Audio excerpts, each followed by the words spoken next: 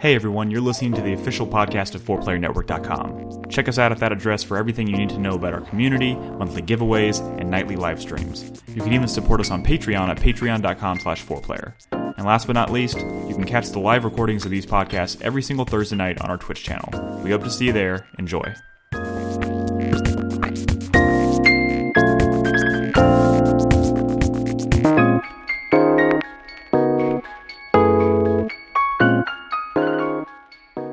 Welcome to 4Player Podcast. This is episode 694. It is, September 9th, 2021, and my name is Nick Henderson, and I am joined by Christopher Davis. Hello. Nolan Hedstrom. How's it going, everybody? Crispy.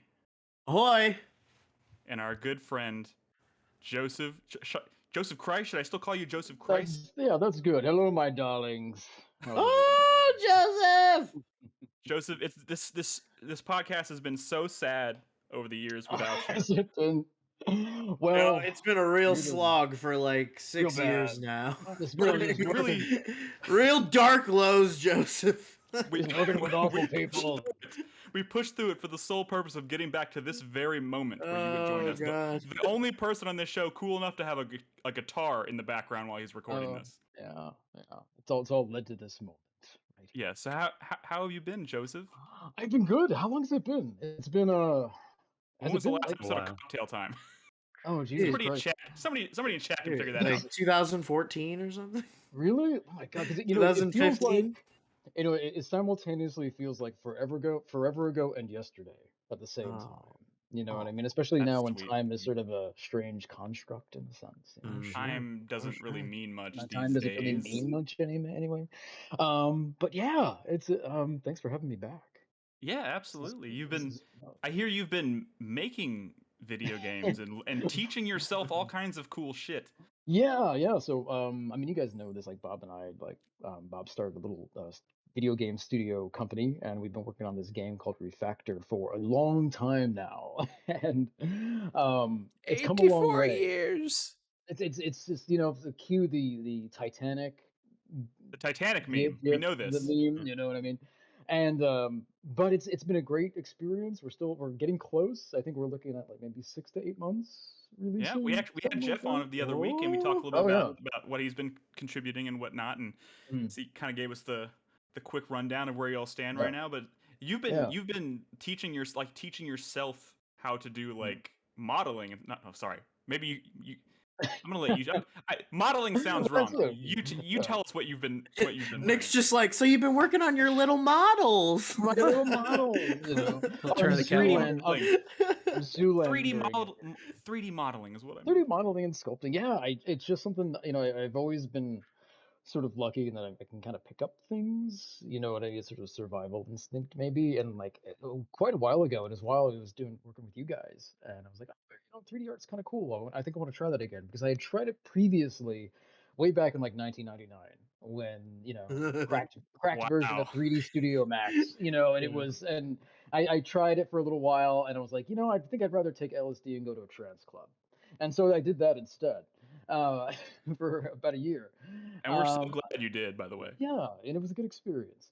But fast forward to quite a while ago, and I was like, let me try this again, and I really kind of fell in love with it. And I went from there to doing sculpting and using ZBrush, and just kind of self-taught, just doing hours and hours of YouTube tutorials and things like that, and just kind of hammer your head against the wall until eventually you break through. Well, I mentioned this to Jeff the other day. It's been quite a trip watching you, because you've been posting some of the stuff you've been working on Twitter over the years and whatnot, and kind of like watching you get better over the years has been really cool. And like you said, Refactor is coming hopefully pretty soon, and that's shaping up really nicely and looking great. Yeah, so, we're definitely at a point where Refactor we're sort of trucking now and moving forward. I mean, you have to understand. I mean, we were like probably idiotic in the sense of we were like, we've never done this before. We barely know what we're doing. Let's just take a whole bunch of money and quit our jobs and do it. That's how most indie studios begin, right? I mean, I feel like it's a story a lot of the time. I mean, now, lots of times they've made a game before. Like we had. Well, you got to start somewhere. Yeah, we had a prototype we based on, and we tried to do that Kickstarter, which didn't work out. And we were just like, fuck it, let's just make it. Let's just do it, Jump in with And both feet, as just they kind of jump say. in with both feet, total immersion. And it's been great. It's been great, and it's like I said, it's been a learning experience. It's interesting to sort of there's a saying that you how does it go? You give a man a game and he'll play all day. You teach a man how to make a game and he'll never enjoy a game ever more in his life. So Like, actually, we then have you as a guest on this podcast to talk yeah, about video games. it's really because you sort of see how the sausage has been made, and there's points where I react to things now much differently than I would have 10 years ago because I kind of know why they are. Like Yeah, why did this that happen? Like, makes oh, sense. I can tell you why this happened. Why did this change to this? And it's like, oh, I can tell you exactly So, why that. in regards to that, Joseph, and that's kind of one of my biggest frustrations. And I'm sure a lot of you know the YouTuber Vati Vidya. He does a lot of like Dark Souls lore and stuff. That's fine if you don't. But anyway, so his original videos, he was going very deep in the lore of Dark Souls. But then I guess he kind of ran out of content, and he started going like down these paths of, well, if you see this statue here, it's the exact same model as this statue over here, and what is the semblance of that? And I was like, they just reused the model. It's so much easier. It just reads the model. That's it. Sometimes you can make it and throw another detail map over it just to make it look a little bit different. But for the most part, you're just making assets and then slamming them into a level over and over and over. Exactly. Yeah. That's so. I thought it was funny that someone I've never built an actual game, but I've done some little some Flash games and stuff in the past. But knowing from a programming perspective and how you would do that, you want to minimize your assets, you want to maximize this. So yeah, you're going to reuse that. It's just funny that he's going down this deep path of what is the lore behind? And it's like no. That's wonderful. That's fantastic. I'm going to be honest. Over the years, as I became more and more interested in playing games, and like people in my orbit who maybe don't play games would be like, "Hey, you're really into this? Have you ever thought about getting into game development or learning how to make games?" And I'm like, "Yeah, no, I don't think I want to know how the sausage is made." Yeah, and I enjoy playing them so much. I don't want to ruin it. I mean, I think it's cool to like have like a general knowledge and to know things about it, but I've always been scared that I'll go one layer too deep. And then there's no turning back, and it's like I've seen too much. Yeah, and I would imagine your job is much more stable than one would be in the video game industry. There's that too. But but yeah, it's been great. It's great to have you back on the show, and I know I'm excited. I'm excited playing video games. I have, my video game habits are very odd. They're very strange. And they start off with the fact that I usually play my video games with no sound at all. And it makes Matt, our sound designer, insane that I do that. And I do that because I always usually watch a movie and like play a video game at the same time. So I'll play those animals. I'll play Warzone with no sound. I'm just used to doing 360s and scanning constantly to find people. So when you do this, are you normally playing like games like Call of Duty Warzone, or are you doing this like if you were to pop in playing Ghost of Tsushima, would you be watching a movie without any sound on? Yeah, I would. I totally did that too. Yeah, I mean sometimes I'll pop down the headphones, but for the most part, I am in awe of you. It's interesting, I did that for so long, and the one time I put on like headphones to play Warzone, I'm like, this is cheating. I can like hear people. I can hear people in the building over. It's like I'm using hacks. Did you enjoy Ghost of Tsushima playing like that? I did enjoy. Well, much like every other game that I play, I didn't finish Ghost of Tsushima. I enjoyed it quite a bit. I've mostly been playing. It's weird. I play Warzone. I play War Thunder, which I like quite a bit because I've always loved sort of military semi sort of games. Way back in the day, playing the Battle of Britain in like 1988, 89, that DOS game. I used to play that constantly when I was a kid. Oh yes, that game. I play that all the time. I used to play M1 Tank Platoon, the 1988 game, which was just fantastic. I was 3 years old. Really? Oh, yeah. Wow. Jesus Christ. I'm sorry, I didn't mean to do that to you, Joseph. I apologize. I feel like I just drank from the wrong grail. It's okay. It happens. It happens to me every now and then. No, it's fine. One day I was talking to Robin about we were talking about Jurassic Park, and I was like, I love seeing Jurassic Park in theaters. She was like, I was 1. Oh my god! I was like, what? What is that? What? I saw UHF in theaters. Wow. Yo, what? Actually, I'm gonna get us off track here. It's a wonderful. It's not much of a story. It was a wonderful memory. My grandparents took me to a double feature, and it was UHF followed by Weekend at Bernie's. It was Jesus wonderful. Christ. It was just little theater mall, 1988, 1989. My parents, like, one of their first dates was like going to see Weekend at Bernie's. Oh, really? You know what's funny? The Weekend at Bernie's, the Bernie's guy is the same guy who plays the Doctor in Friday the 13th 7. Same that guy. Prestige. What's he doing these days? Sorry, that's way off track. So anyway, I've been playing a lot of War Thunder, and I actually been playing a lot of Elder Scrolls Online recently, like quite a bit, because the PS5 upgrade is great. It runs at like 60 frames per second, really smooth on the PS5, and it's just kind of a joy to play. You know, it's sort of fun. You know, like World of Warcrafty sort of. You know, it's very meditative. You get into the rhythm of your moves and going through dungeons, and it's really expansive too. The game is huge. It's really big. So I mean, there's lots of DLC. Be careful who you say that around, Joseph. In this community, people will tell you you're playing the wrong MMO. What is the big MMO now? What 14. Final Fantasy 14. Final Fantasy 14. Okay. Well, they'll be happy. I actually have played a whole bunch of Final Fantasy 14. I played a whole bunch of Final Fantasy 14. The community now officially. Yeah. You know, you are. Yeah. It's a Final Fantasy 14 podcast. Yeah. I tend to kind of circle around my video games. All the topics for the rest of the night are canceled. Let's talk about Final Fantasy 14. Yeah. Oh my God, you guys! Did you hear that the 15 tie-in event is coming back? Like I don't know what that means. 15? Yeah. They did a Final Fantasy 15. I mean, yeah, they did a Final Fantasy 15 tie-in event a long time ago, and it's coming back. And the reason why that's cool is because you can get the car as a mount. Is it the car from Final Fantasy? The car from the game. It can seat 4 people in it, and it can fly. It like transforms when it flies. I don't remember much about Final Fantasy 15 specifically, but wasn't that car like a Ford or something? You know what I mean? Like, it's a real like a fantasy car. Okay. Fair enough. It wasn't like it wasn't product placement. Before there was a lot of product placement in the game, so I think it's easy to understand why I might have thought that, because there was so much of it in that game. But anyways, before we get too far into this podcast, I do want to kick things off by reading feedback from our last episode. There are 3 comments, and this is kind of cheating, but I also think this is definitely worth saying on the show. So our good friend, the Drunken Merchant, says, "Hey, definitely give a shout out on the next episode to Slopdog for organizing all of the 4PP clips on YouTube and creating playlists for each specific player. It's really awesome." Oh, that was cool. He did this. Yes, he posted it in Discord. So every single one of us who have streamed, I think Joseph is on there as well. Everybody. I think he even did one for Zach. Way back. It's on there.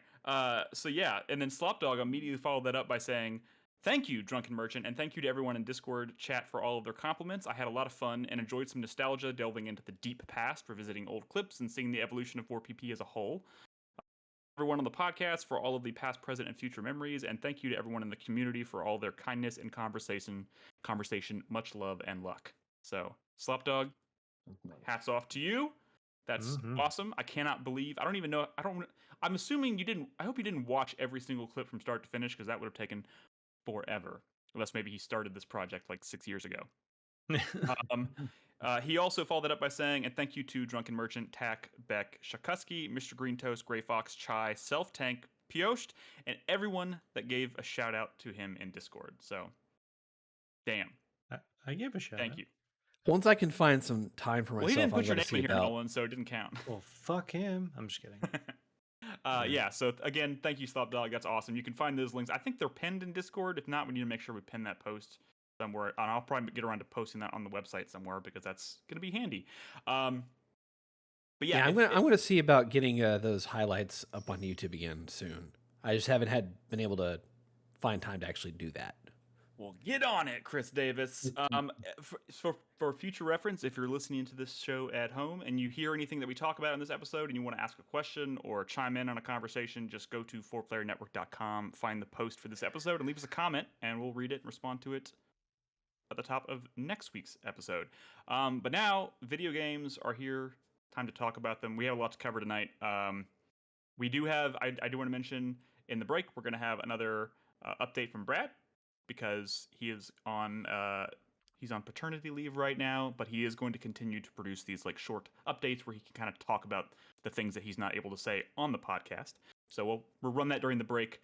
But yeah, we had a lot to cover. PlayStation event happened today. We'll talk about that in the second segment.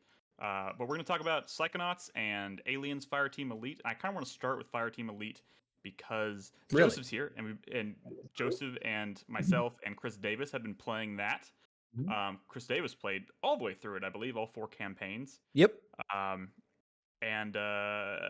we didn't get a chance to talk about it last week because we didn't have a podcast last week. So let's talk about Aliens Fireteam Elite, which is so this game came out a few weeks ago. It's like a $40 double A. I don't want to call it double A. Yeah, double A is probably I think it sounds like it sounds like a taking a hit at it, but it's not really. Well, I mean, it's definitely not a triple A. Yeah, I mean, there's you can see certain areas in this game where like you can like a lot of dialogue, like their mouths don't move. You know, it's just a lot of like their character animations sit there and you can hear the voiceover, but there's no.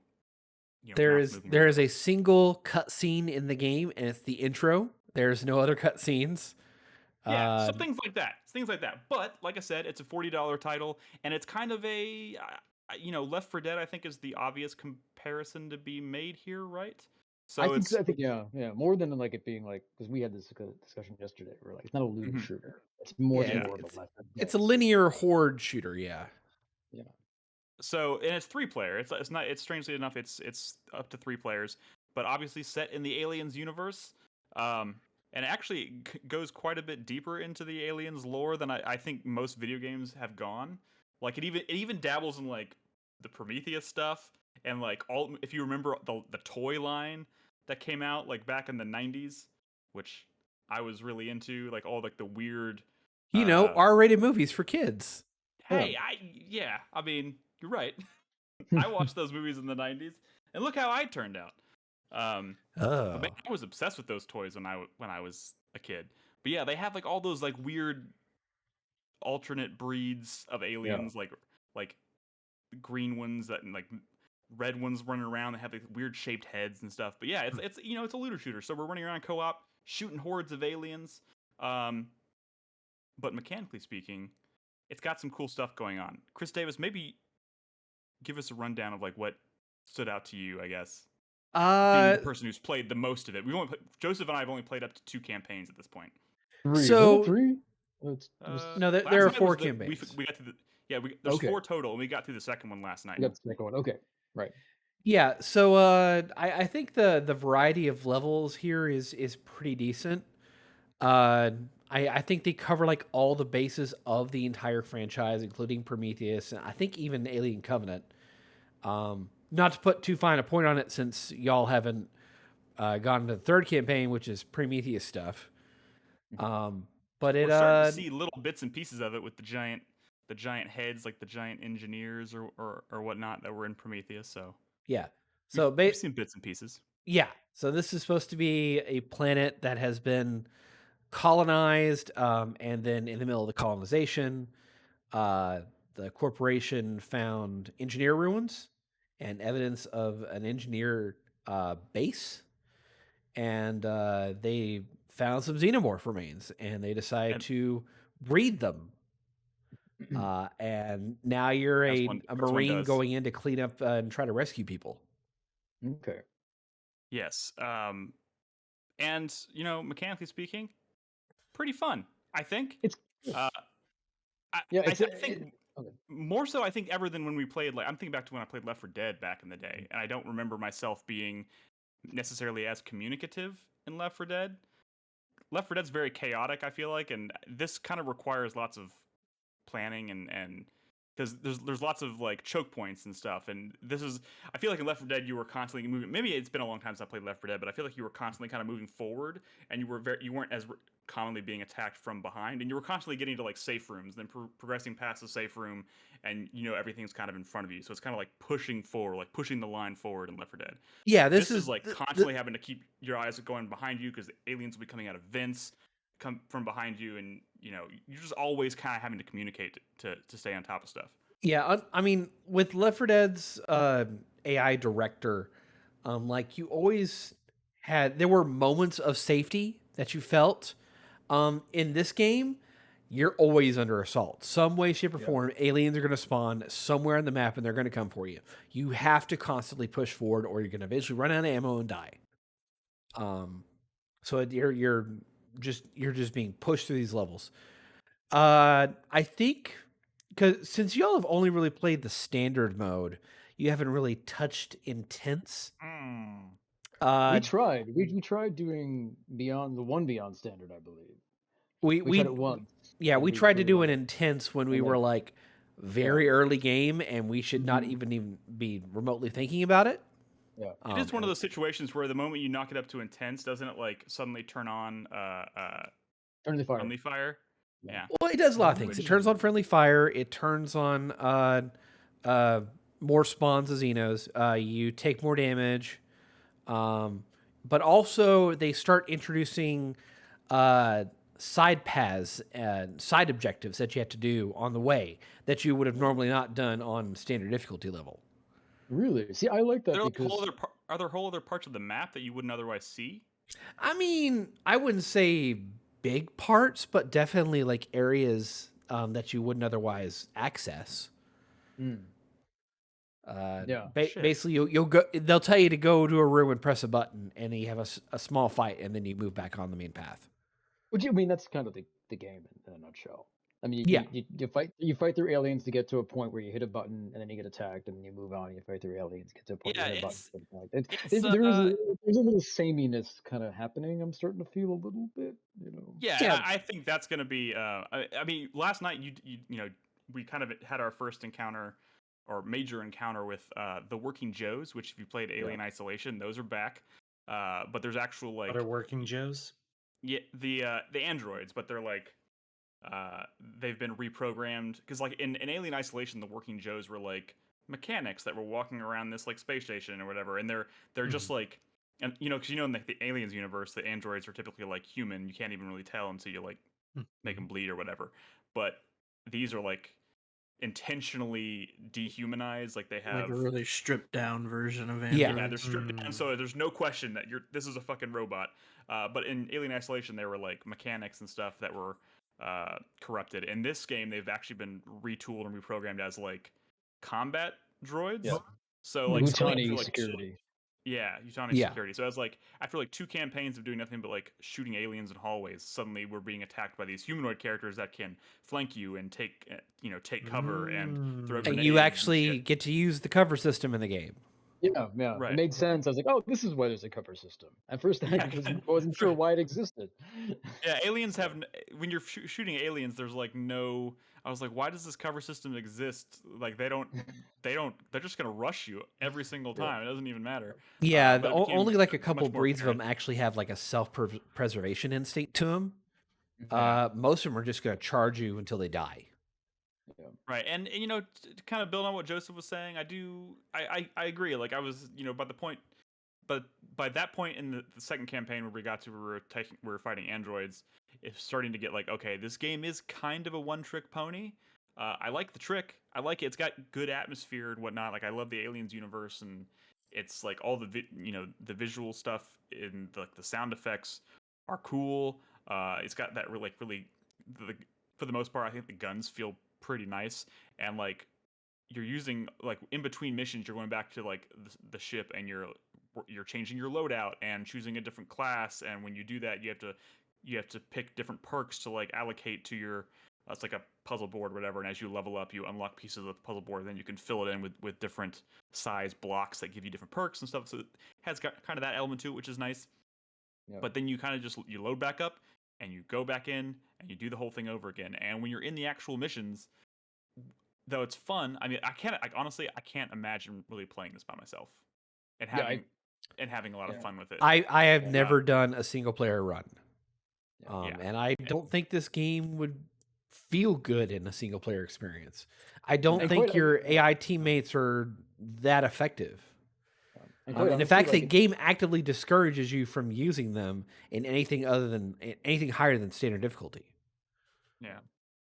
What are you saying, and Joseph? it's like, I was gonna say it really shines though, because I played a bunch of little sections with just randos online, and it really shines like with people because there is a point where the shooting can get kind of repetitive, and even we were playing, I think was it last night we were playing, and you just sort of start talking about other stuff while you're shooting. You know what I mean? Like, oh, what's this game coming out? You know, you sort of have a conversation while you're just sort of doing busy work. You know, playing games with your friends is fun. With your friends, you know, and that was a lot more fun than, you know, when I was playing with randoms who weren't talking and I was just kind of slogging through.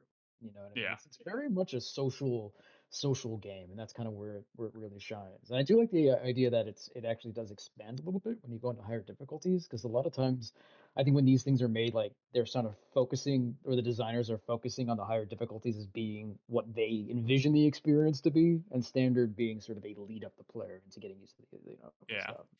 The thing is, like, you have to spend a good amount of time playing this before you like level yourself up to the point where it's like, okay, now I can bump the difficulty up. Yeah. The kind of person that I am, I already know I'm gonna run through all these campaigns once, and then I'm probably gonna be done with it. Yeah. So I feel like I just may never get that experience. I may never be like, okay, let's do it again on a harder difficulty, even though that is probably what they were hoping people would get to. So right out of the gate, I feel like that's a bit disappointing. But at the end of the day, you know, if you like Aliens, it's a $40 game, and it does Aliens better than Aliens Colonial Marines did. I would. So I'm kind of disappointed for y'all because you've only played through the first two campaigns, and campaign number 2, I think, is the weakest of the bunch. Yeah, that's what we did last night. Yeah. Campaign 3 that does the Prometheus stuff gets a little interesting with the level design and some new enemies. And then campaign number 4, it just goes back to straight Aliens. And I know I mentioned this last night. I'm going to mention it here. I think that the final level of this game is the absolute best that this game could possibly put out. Okay. Well, that's good. It's a good note to end on. And one thing I want to make sure we mention real quick before we move on, though, is like the things that I think make the game fun. You know, I mean, shooting aliens is fun, I guess, but like in between when you go and you like buy consumables and stuff, and those consumables may range from like mines you can throw down to like turrets, augments for your bullets, so you can like get flame bullets and, you know, electricity bullets and things like that. And like it gets to a point where it's like, okay, you have to defend this point, and there's just like endless swarms of aliens and droids or androids or whatever, and it's just kind of like, okay, now we have to communicate and strategically figure out where we want to lay everything before we open the floodgates, so to speak, and let all these things in. And those situations can actually be quite fun and quite chaotic. Especially when we're like constantly like Joseph behind you, and like there's one coming out of the ceiling above you, and, you know, just constantly trying to like stay on our toes.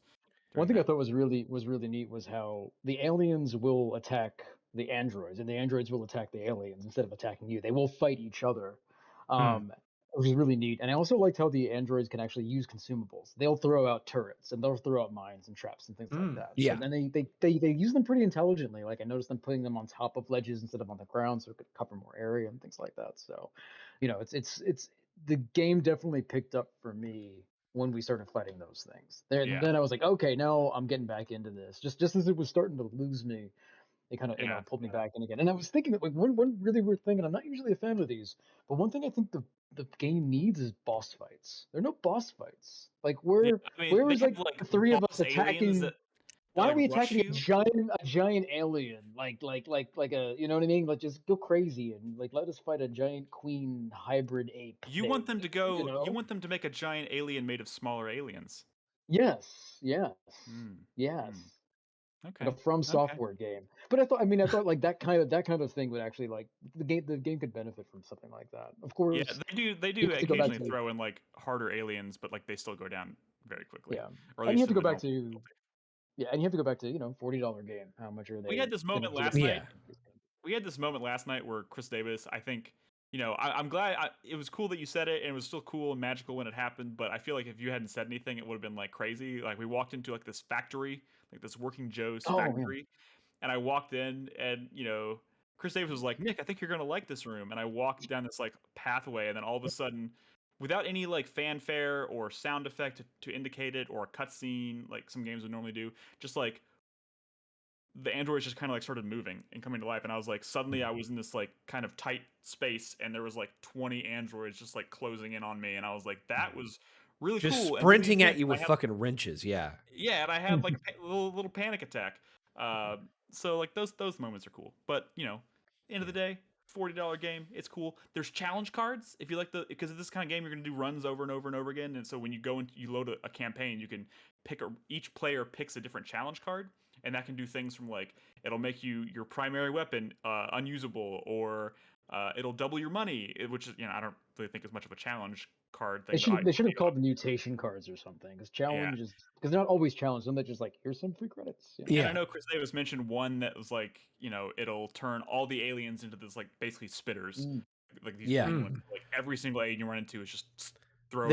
There's another one I mentioned where constantly throughout your run, there's always going to be a drone on the map, and drones are like they're more like early mini bosses, but they come at you fast enough, and they actually run away fast enough to where they are a pretty big threat sometimes.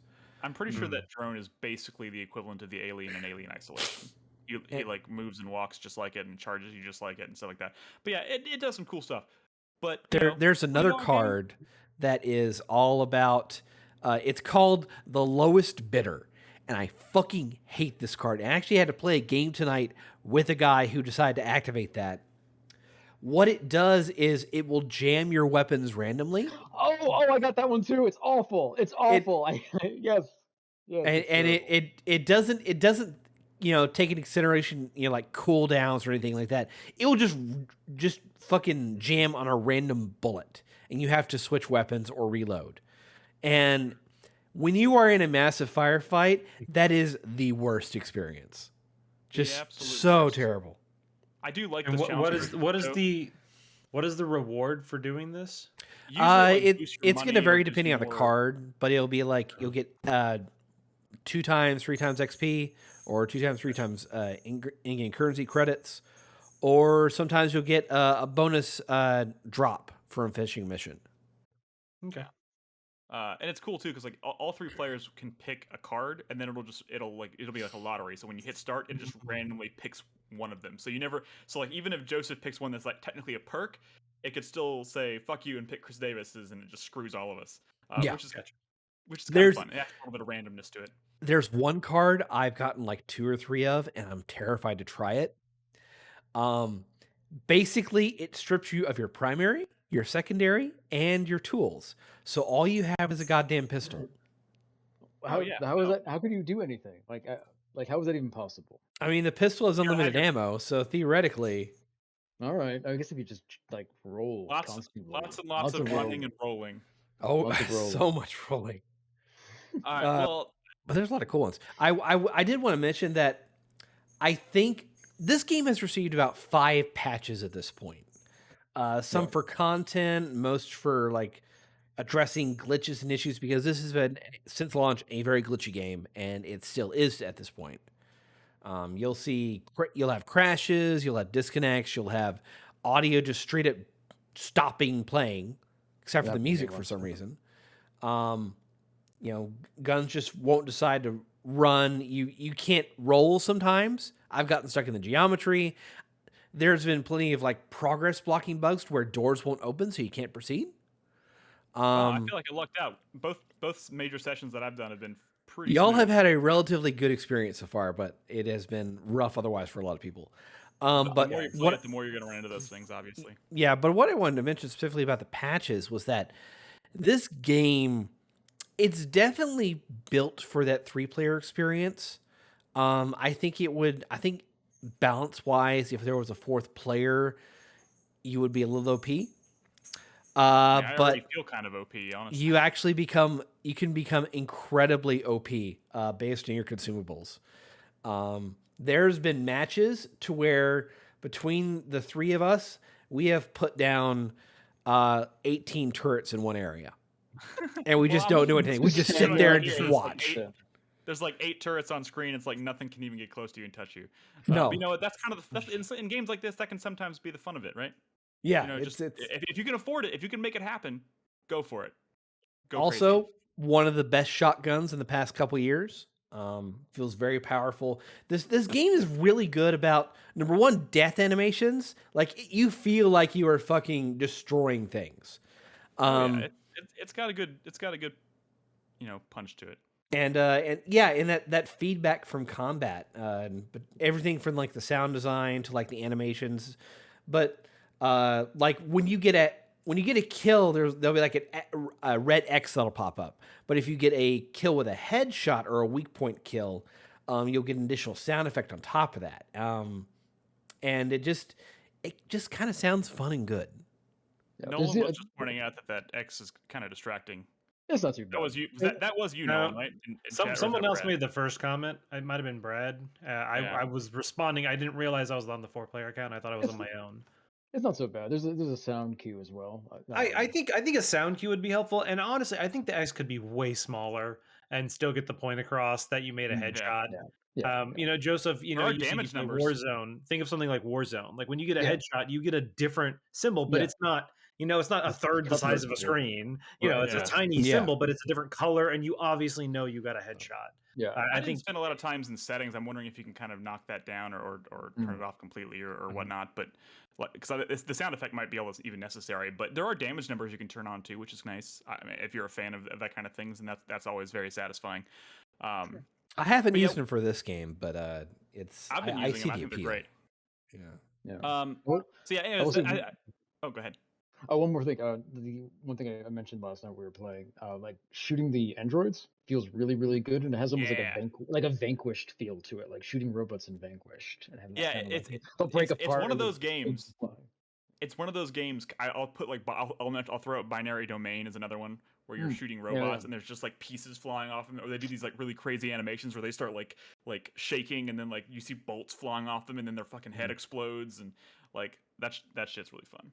But yeah, good use of the license. $40. I think it's easy to recommend if you have friends to play it with. Like we were saying, I certainly wasn't expecting much from this because obviously it was announced very shortly before it was released. The team is relatively new, kind of unknown, I think, and you know it's a licensed game. So it's a new team. This is their first game. Oh well, then there's that. Yeah. So for some reason I was thinking they had maybe it's the publisher I was thinking of. I don't fucking know, but. You know, I didn't have a lot of expectations going to. I certainly didn't think this was going to be like another Alien Isolation, and it's not. But it is a good use of the license. It's a lot of fun, especially if you have friends to play it with. It's only $40 right now, which is great. So yeah, I think for the dollar, this is a good value.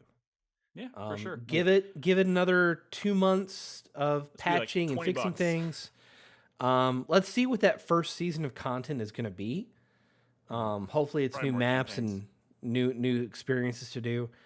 But yeah, if you're just looking for like a good co-op shooter for a while that you could get probably 50-60 hours of replayability out of, this is a good one. This kind of makes me feel like maybe I don't need to play Back 4 Blood immediately.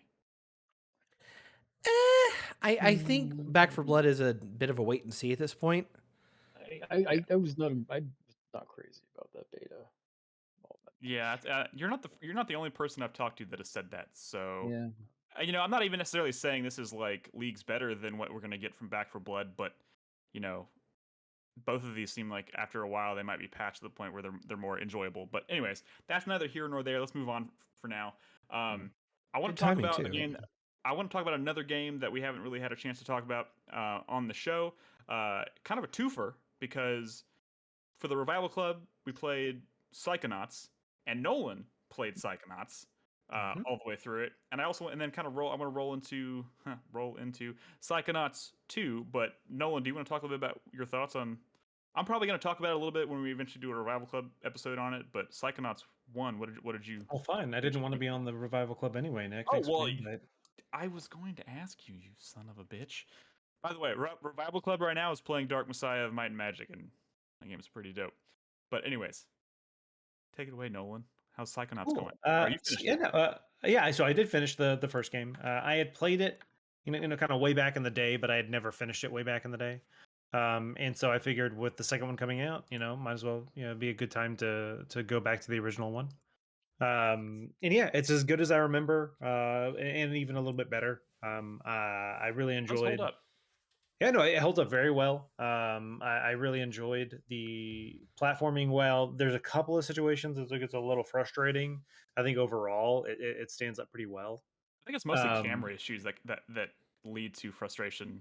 I feel like more than anything, because I feel like the actual mechanics of like jumping around and platforming and grabbing things in this game, it actually feels really nice.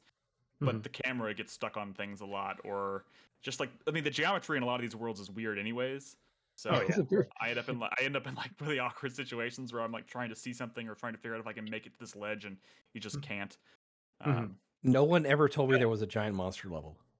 But yeah, so that's what I was actually going to bring up. This is not how you play most of the game, but this is one level where you are a giant monster, essentially. Kaiju, if you will.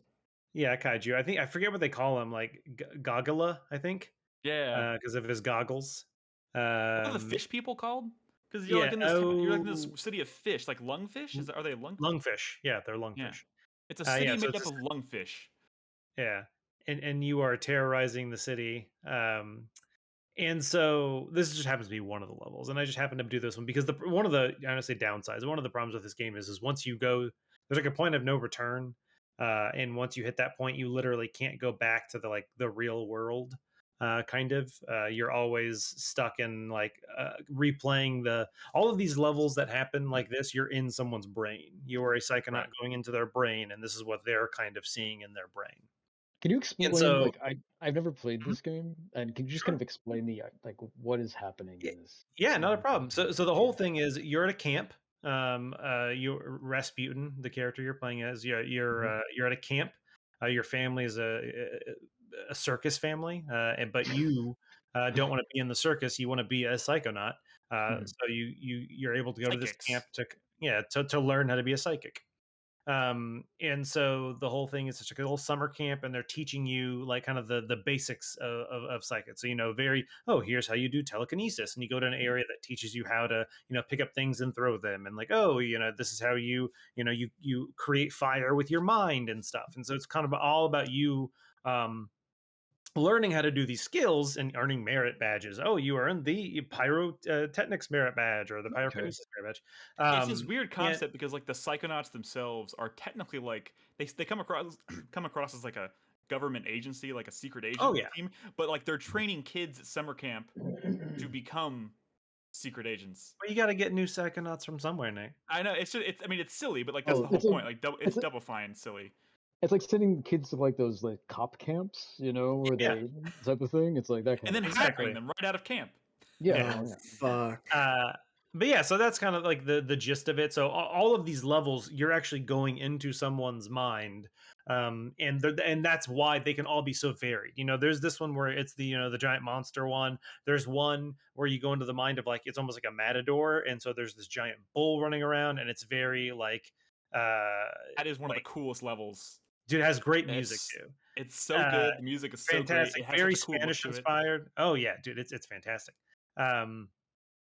There's a level that's inside this one lady's head, and it's all like this groovy 70s dance party. So like every level is just like completely different, which is it's just one of those things where when it's on someone's mind, you can kind of do whatever. They have that freedom. The Milkman level is like one of the most insane levels in the world. The Milkman conspiracy. It's like this guy who's like, oh, it's the Milkman. The Milkman's out to get me. And the whole level takes place almost like in a neighborhood. But everything is like off the main road. There's a couple of houses, but then there's like just like a void. But then like gravity is not necessarily a concept. So there are points almost like Inception, when like the buildings start to curve up itself. Yeah. It's like that. So this is like before Inception was a thing, and so you'll literally be walking up a street, and the street will start turning up, and now you're kind of going in a different direction. Or two streets meet at an opposite angle, and you jump, and gravity kind of rotates, and you flip to the other one, almost like Mario Galaxy-esque. And then on top of that, just the writing for that level is phenomenal. Yeah. Like there's all of these like very obvious like FBI agents pretending to be other people in this neighborhood. It's like, oh, I'm a gardener. You see like cameras and microphones sticking out of like mailboxes and stuff. Yeah. Like, does it play more like a linear 2D game or more like an open world Mario 64 type of thing? So there's a main like camp, and that's think of like the castle from Mario 64, and then the paintings is when you go into someone's mind. Right. Yeah. So there's that main area where there's two, but maybe a little bit more, maybe a little bit more structured, a little more linear than outside in the world. Yeah, what I watched a little bit, it looked kind of tight. You know what I mean? Almost looked like like they turned a 2D platformer into a 3D type of thing. Yeah, so there I would say it's probably like maybe 60-40. That I would say it's mainly it's definitely more linear. But because of how your skills work, it almost Metroidvania-esque in the sense that you can revisit areas you've been previously now that you have new abilities to maybe get some stuff that you missed the last time you were there, kind of a scenario. Yeah.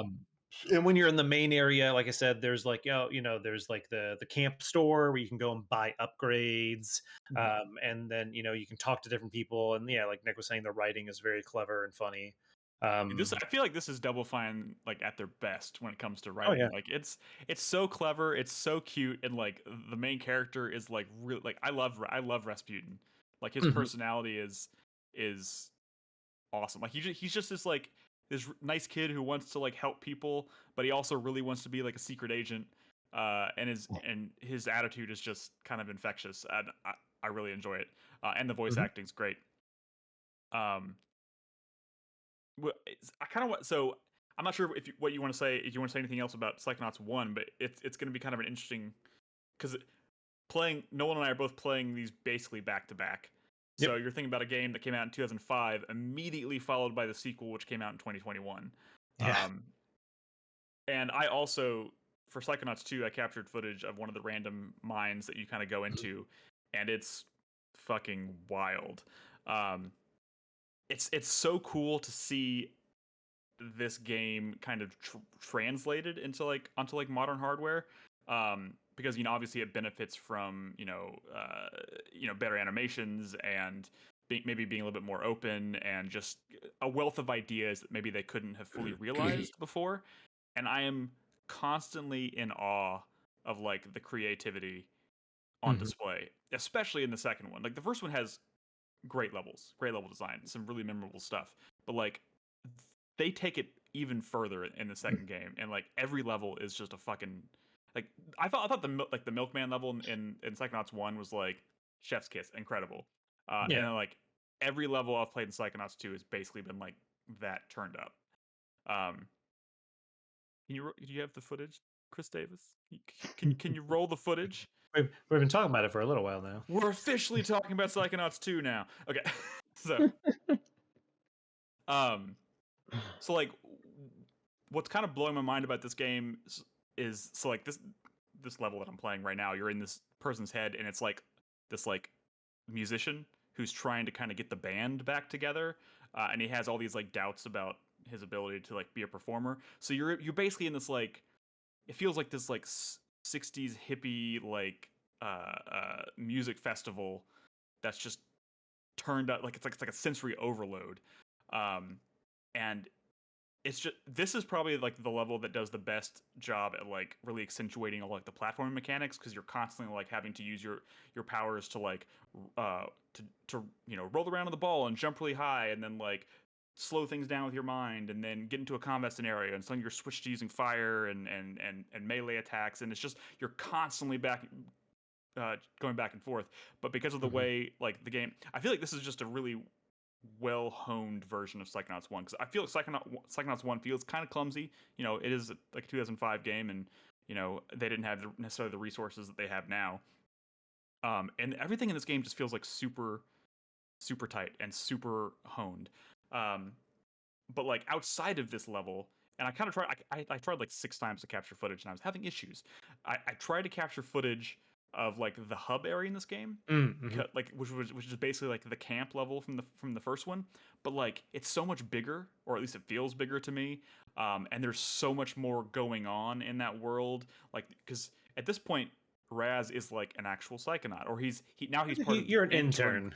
He's an intern at the Psychonauts facility or whatever. So like he's being treated like he thinks he's joining the Psychonauts, and now he's being treated like an intern. Well, the whole thing, and not to spoil the first game, is at the end of the game you become a Psychonaut. But then at this game, like essentially now you're at the actual Psychonauts facility, and they're like, yeah, the person who made you a Psychonaut did not have the rights to make you a Psychonaut, so you can be an intern. Yeah. So he's trying to build himself back up again, but you're actually running around the Psychonauts like main facility, and like there's this huge like helipad type thing where like they have like the big ship there, and there's like this lake, and there's all these like buildings across the lake, and then you go inside of the facility and there's stuff going on in there's like classrooms and a cafeteria, and then you can go outside of the grounds and there's like this huge forest area which is like super awesome. And you get to meet more of the characters that they only briefly talk about in the first game. Like you get to meet other members of his family, which are all crazy characters, and I don't know, it's just like this to me feels kind of like maybe what they were like, the hopes and dreams they had for Psychonauts when they first came up with the idea, but didn't necessarily have the funds or like the time to like fully realize it, and now it feels fully realized. Like this game... I would argue that the first game definitely, for when it came out and what it is and the number of people that worked on it, it's fantastic. I think it's one of those things where it's like, oh, the Milkman conspiracy level was great. Yeah, we can talk about, but every level was great. The Napoleon level, that was a fantastic level. You just have to think like in Joseph, since you haven't played the first one, the Napoleon level is basically like Risk. You're like on a board, like moving pieces around, and like, but like similar to that, the level where I was like the giant, kaiju, I was now exact opposite. Like you literally go into a board game and you're moving pieces around to try and like, so it's like every level's so like fantastical and unique. So I can see why that's, coming from, once again, a game development standpoint, that is difficult. It is difficult to have so many sections be completely different from the other sections with their own unique mechanics and like ways you interact with the world. And so like Nick was saying, like this one, yes, leaps and bounds more than the original one. But I think at the time, the original one was still pretty impressive for what it is. I still think it's important too it's important too to like, when I say fully realize, I more mean like on a technical level, but like like all of the things that made Psychonauts 1 unique are still present here. Like you're still finding like you see these like little dancing kind of like pictures in the world, and you collect them, and they're figments of people's imaginations or brain or whatever, and you're still collecting those. You're still actually collecting tags to then unpack people's baggage when you're in their emotional baggage. That's what the crying suitcase is. It's emotional baggage. Yeah, it's just like super clever, cute stuff like that, and it's like all that stuff. In a lot of ways, this feels like a very natural evolution of the first game, and very, very much identifiable as like this is definitely a Psychonauts game. But it just feels more complete to me. I don't know how else to explain it, but no, that's fine.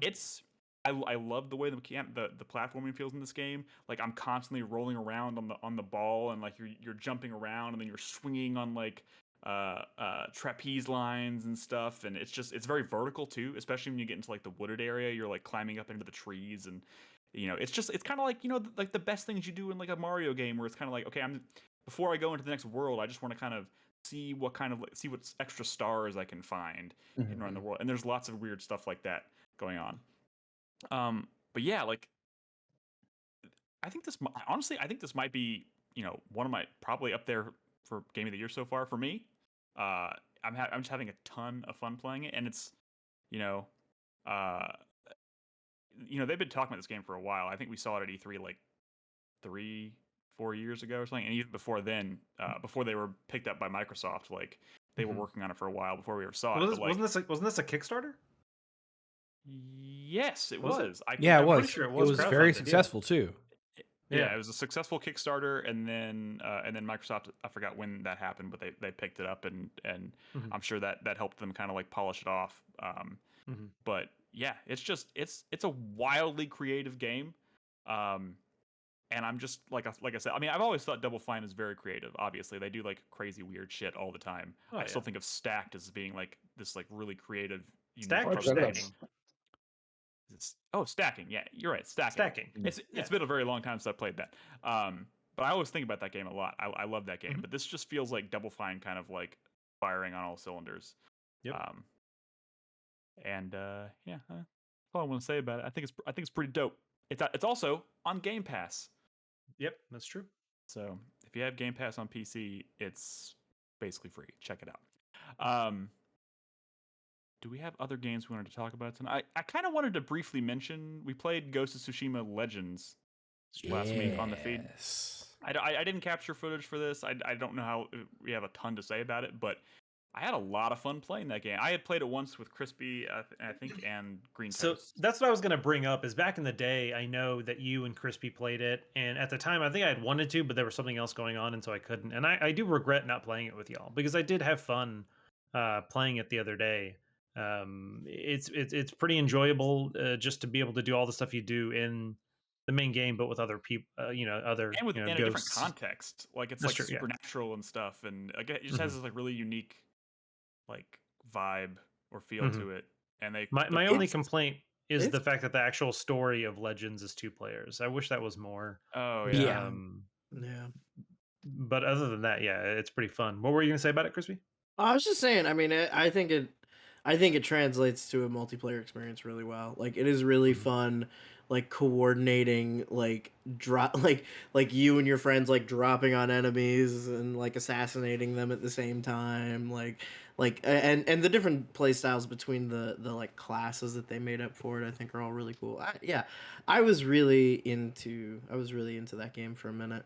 I would honestly like, think the way that it incentivizes it too, like constantly trying to unlock like not only abilities but also like what's the word I'm looking for? Cosmetic items and stuff, which you know there's a lot because everything in Ghost of Tsushima looks kind of insanely dope. So it's just kind of like, yes, please give me more of that. And using that to make your character unique is great. Go ahead, Chris Davis. I was gonna say the co-op works so well in this game that I could honestly picture the sequel being full co-op if you wanted. That could be cool if they could find a way to still tell a story and still make it, one way. Yeah, you'd have to have Jin obviously being the main character. You'd have to have something kind of different with having multiple. You could do Kaide. You could do a bunch of the other characters. That's true. Yeah, that is a good point. That maybe you could play some of the other major characters from the first game, and they have different skill sets by default, similar to the different skill sets in Legends. Yeah. But at the end of the day, I think it's kind of, not only is it a really strong multiplayer mode in a game that I never would have guessed would have this, it's just another layer that makes kind of that game just like the full package. Like there's not really a throwaway mode in that game. And I totally didn't expect that. I mean, this is coming from someone who just doesn't play multiplayer games very often. But yeah. Yeah, I watched you play a little bit the other night, and it kind of like made me want to get back into it. I was just watching it and going, man, this combat was really good. I forgot how good this combat was. You should sit down and watch a Kurosawa film. Turn off your audio because you're going to do that anyways. Like Joseph, I would join you. Play some Legends. I would join you because is it a free DLC or is it paid? You have to buy it, or is it? It's all free. It's all free? Yeah, the Legend stuff is free. I mean, the expansion to the single player, the Iki Island, which I also finished this past week, which is excellent, is what you pay for. But yeah, if you have the base game, I don't think there's anything stopping you from playing. Okay. If you have the PS4 version, I don't think that's going to stop you from playing with people on PS5 or whatnot with the director's cut. But yeah, it's pretty rad. It's pretty fucking rad. In fact, I had it. I was thinking about playing through the Iki expansion and then like uninstalling it, but I left it on my PS5 because I was like, I think I will be going back to play more of this. And at this point, it sounds like everybody here at least has interest in playing it. So I might reinstall it. I might reinstall it. I mean, I don't know if did it come out? I'm trying to remember if I got it after I got my PS5 or before. Probably would have been before. Probably it was before. A little. It came out quite a while before the PS5 came out. Okay, I'm just like I said, time is a weird construct these days. No, yeah, that is 100% true. Yeah, I should pop the PS4 version into my PS5 because I bet it plays really, really great. Like one of the joys of It having a does. PS5, one of the joys of having a PS5 has just been playing PS4 games at a 60 frames per second. Like that's Yeah. that's been the thing I've been having the most fun doing. I've been enjoying my PS5 so much. Crispy, my love. You can move in with me and play with my PS5 whenever I you am want. on my way. I will leave tonight. All right, so Which I why have to don't thank we? Nolan for, actually. I have to thank Oh, Nolan for my PS5 because Nolan's the one who Oh, sent me that's the true. Amazon. Yeah. As soon Nolan's as the I saw, I knew Joseph wanted one, and as soon as I saw that they were up on Amazon, I immediately messaged Joseph, and I was like, Joseph, like, and that's and how he was I like, got it. yeah, So dude, it's weird trying to get your hands on one of these things, and it sounds like it's probably. I think we have a question that's coming later, but the shortage situation is probably going to extend for quite a while. But like trying to get your hands on anything, I mean, on any of these big ticket items right now is tough. Like getting a 3070 was a bitch, and so it's kind of just like I just like follow Wario 64 like a fucking hawk, and hope that I'm one of the first people to click the links when he posts them. But yeah, look out for each other out there, guys. just yeah. link people shit when you see it immediately, and dreams will come true. Mm-hmm. Yep. Apparently, the new PS5s run a little hotter than the new models that are coming out, and a little hotter Yeah. than the Oh, old really? models. 'Cause they skimped on. So basically, they're finally breaking. What is it called? Like breaking through, making money on each unit Oh yeah, sold. The way they did that was they cut the heatsink almost in half on Yeah. the PS5. So the new ones are going to run a little hotter than the original run. So keep that in mind. dang. I feel I'm like glad usually I you got kind an of go the original one. opposite direction where like it starts out. I mean, I understand like trying to cut costs to like make a profit, but I Mhm. feel like usually when they do that, it doesn't come at like. Does that mean it's going to be louder? I have to tell you, I was really surprised because I remember there was all this hoopla about the PS5. They're having heating issues. It's gonna get delayed, and everyone was rending their garments. And this thing, I never hear the fan once. It's the most quiet, silent thing. Yeah. Like my PS4 Pro used to howl like a banshee. This thing, I do not hear at all. So Does it? apparently whatever solution they found worked. I mean, I don't hear it when I'm playing games, but when I'm installing stuff or when I first pop a disc in, Well, mine makes well, quite a bit Well, of that's noise. the disk drive, I think, that's I bet making they got noise. I bet they got really cheap disk drives and put cheap Yeah, disk drives in there because most people download stuff anyway. yeah, So my disk drive is loud, and I bet they skimped on the disk drive a little bit. Yeah. yeah. Yeah. Those bitches.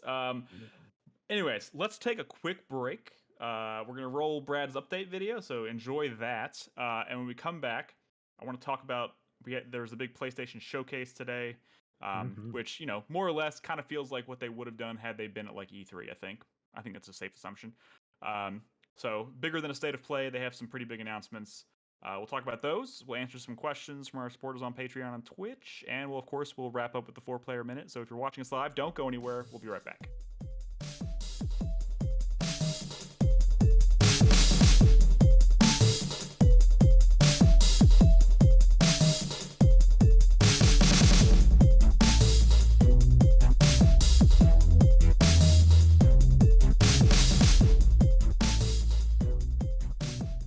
Hello, and welcome to another one of these weekly Brad updates, where I talk a little bit about what I'm playing.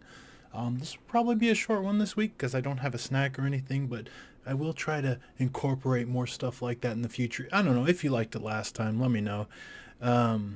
Maybe I'll get a meal or something, a cooking with Brad. I don't know. Yeah. But I guess this week, I've been playing 100%ed a couple of Metroidvanias that I was really enjoying. Axiom Verge that I finished up. I also finally went back and 100% at Astalon, Tears of the Earth, which is maybe my favorite game of this year so far, so check that out. But other than that, I started a game called The Forgotten City, which was a Skyrim mod turned into a full game that released. I got it for PS5, and I've been working my way through that. It's a multiple ending game, and I've gotten one of the endings, and it's an open-ended adventure mystery game, all set in like a time loop, and it's actually been really kind of cool and refreshing. You're spending a lot of time talking to people, but you're talking to the same people, and interacting within the rules of this time loop, which I don't want to spoil. I feel like talking about this game at all kind of spoils it. But I'll say this. It's really well written. The dialogue's really good. It's clever. It's funny. Baby's crying in the background. I don't know if you heard that, but that might be here in the future. What the vibes I got from this game, The Forgotten City, actually reminds me of like a really good quest line, like a side quest line in like a classic RPG series. Elder Scrolls is obvious, right? Because this started as a Skyrim mod. It kind of reminds me of like a really good Dark Brotherhood quest line, maybe. But more specifically, kind of like an old Baldur's Gate game, or maybe like the stuff that Larian's doing these days with they're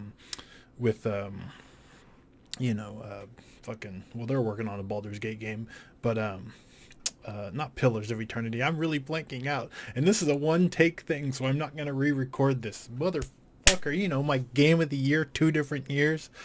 I'm very tired. I'm very sleep deprived. Anyways, it feels like if you take like the best side quest in a classic RPG, Western RPG, and then like really flesh it out. That's what this feels like. It's like the mystery, the time loop. It just feels like a cool, memorable quest line turned into a full game, and I'm really enjoying it. I'm gonna try to get all the endings, and how can I forget the day? It's literally like the best RPG series going today. Was literally my game of the year like twice, I think. But anyways, that's what I've been playing. I want y'all to keep watching though, because this fall, like specifically this month, there are games that I'm really looking forward to coming out very soon. Tales of Arise is on the way. I'll be talking about that next week. Deathloop is coming out. Lost Judgment is coming out, which I'm really excited about. Big Yakuza fan. And next month, of course, a Metroid game. It's been so long since a new Metroid game came out, and I'm very excited about this one, even though it's developed by Mercury Steam, my sworn nemesis, the people who ruined Castlevania. No matter how it turns out, for good or bad, I will have a lot to say about it. And I worry for Mercury Steam if they fuck this up. I mean, I don't literally worry for them. Don't take that the wrong way. But I worry for my mental state, actually, because they ruined Castlevania for me already, and I don't think I could take them ruining Metroid, but I'm staying positive. Anyways, I need to end this. I'm literally before we end this video, because I feel crazy. Hold on.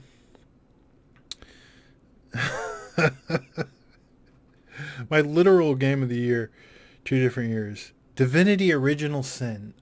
Oh my God, Divinity Original Sin 1 and 2 of my favorite RPGs ever. Jesus Christ.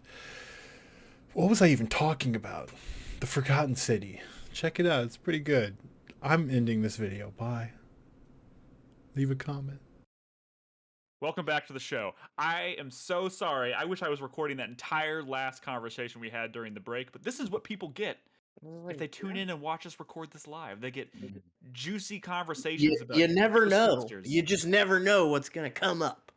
If we have Crispy on the show, and there's a Ghostbusters conversation happening. Oh my God, Crispy and Joseph. Yeah, and we're talking about Ghostbusters. This never happens. This won't happen again for another 10 years. When I was 11 years old, I made my own proton pack because I got the one from the store and I thought it was a piece of shit. And I was like, I'm making my own. Yeah. So I took a backpack and I took a box and I took all these random things and I took a bunch of my Transformers and I smashed them up to make little bits and things like that. And I built my own like proton pack. Dude, that's beautiful. That is so beautiful. Do you still have your proton pack, Chris? Like the fancy one. Oh, you no, that wasn't mine. That was my roommate's. I never had one. I tried a couple times, but I don't have the technical wherewithal to build one like he did because it was a fucking project. And they are very expensive. And one time I saw one for like $1,500, and I was like, I think I can afford this. And before I got to the guy, somebody else snatched it up. And let me tell you something. If you're finding like a fully put together one that has like the lights and sounds, has like the fucking legit Neutrino one, $1,500 is a goddamn steal. I've seen $5,000.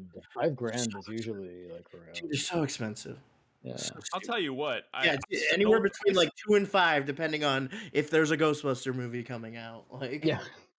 I settled for the proton pack I got in the store, the one that Joseph threw in the trash. It was terrible. It had that long, it's got like the pool noodle on the end of it. Yeah. Oh yeah, they all had pool noodles to be like the oh god, I had that proton pack and I loved it. No. So one of my most beloved Christmas memory was my parents got everything I got for Christmas that year was Ghostbusters. I got the proton pack, I got the trap, I got the bed sheets, I got the firehouse, and the Ecto 1 car. It was like was an incredible Christmas. The trap was really well made. The trap was Dude, really cool because it opened up and it was solid and had good detail on it. I remember the trap was really nice. And the door glowed in the dark. Yeah. I used that as like a little stash box when I was a kid. No, like, yeah. Yeah, it was my first drugs. For your weed? Yeah. Like in high school, like, yeah, man. Take a toke off the proton pack. Look at all the smoke coming out of the fucking trap, man. Oh my god. That's perfect. That's perfect. Sorry. Anymore? Trap is clean, man. I was gonna say when the weed is green, the trap's clean. The weed is green, trap is clean. That's phenomenal. We had a lovely conversation during the break that everybody listening to this on the audio recording missed out on. About because we were talking about sequels, we started talking about Ghostbusters, and then it became this whole thing. And I'm so sorry, you're never gonna get to hear it unless you go back to the Twitch archives, I guess. But you know what? I think the sequels conversation might end up coming to a head again later, so we'll get to that. But before we get to questions from the community, I do want to talk about the PlayStation Showcase that happened today. I'd say a pretty big deal. There's some big stuff there and some exciting stuff to talk about.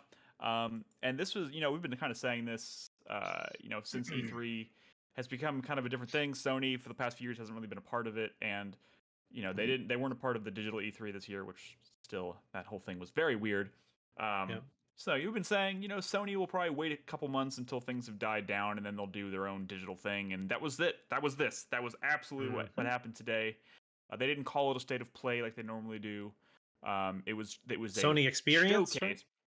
Right? Oh, Showcase. They called it the PlayStation Showcase. And it was 40 minutes, pretty much. There was a couple talking heads, but for the most part, trailers, start to finish. Okay. And they kind of opened with one that I think might be a pretty big deal. They finally confirmed the existence of the remake of Knights of the Old Republic by Aspyr. Aspyr and not EA. That's very interesting. Yeah. Hey, this is exciting for multiple reasons. One, it's hopefully gonna result in a modernized, exciting version of KOTOR to play, but also might mean that KOTOR as a franchise will have a future outside of the Old Republic. You know what I mean? I would assume if they're letting Aspyr develop a remake, it probably means they would also, if this is successful, they'll let them maybe do KOTOR 3 or whatever. I don't know how that deal actually works. The bummer is that they didn't show any gameplay or anything. We don't really know. Oh yeah. It seems like this is still real. Yeah, super early. But there's been rumors about this thing for like years. I think like at least a year. But those rumors didn't start with these guys. Like hasn't this thing kind of like bounced around a little bit? It might have, but I feel like I've heard the name Aspyr in connection with this project for some time, at least at least a year. Well, I think Jason Schreier. Well, if I remember correctly, they were responsible for some recent ports regarding KOTOR 1 and 2 on the PC. Does anybody know? I don't know much about Aspyr. What is their legacy right now? Like how do people feel about Aspyr in relation to this kind of project? Is this? I mean, so they're based here in Austin, and they've mainly done a lot of ports, not so much like games. Internally developed stuff. But yeah, I mean, like it almost seems like they're on the Blue Point path. Like they're specializing. They're building a reputation for specializing in like ports or remasters or remakes, Sure. whatever. Yeah. This is like the next logical step for them. Yeah, they like I said, they've mainly done ports and they've done some publishing deals over the years, not that much. They were really known for doing a lot of Mac OS ports of a lot of console games and stuff. But I mean, one game I know that they helped publish was Wide Load's Stubbs the Zombie. That was them. Oh, Mr. Greentoast loves Stubbs the Zombie. Not so much the new version, but the original release. Yeah, that was Spire published that. I was actually a focus tester on it. I mean, it's it's exciting. I think this is cool. I mean, I've wanted. I love COD. I think KOTOR is still kind of like the crown jewel of like Star Wars in gaming, but it does feel dated at this point. So the idea of getting a more modernized version is definitely exciting. I know, Joseph. You said you were kind of done with Star Wars. Yeah, I'm an old man, and You're so officially a fuddy duddy?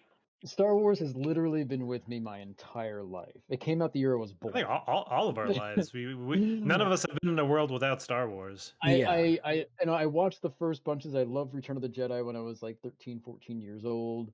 Then they went away for a long time. Then we had the dark period. Yeah.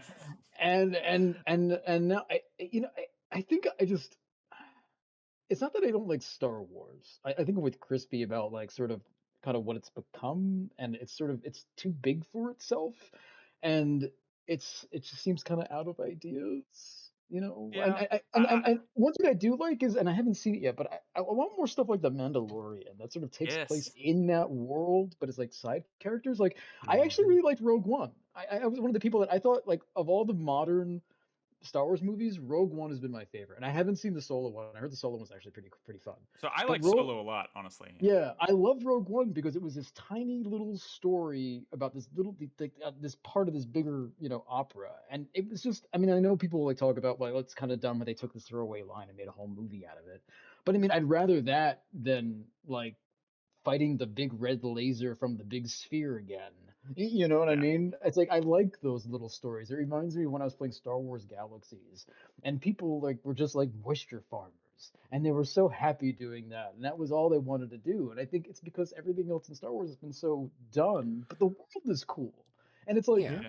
I want a Star Wars movie where no one takes out a single lightsaber the entire time. Yeah, same here. I think we're kind of on the same page for that in a while. Which those movies do exist these days. I feel like, unless I'm forgetting one, Solo doesn't have a lightsaber in it. I mean, well, no, it does.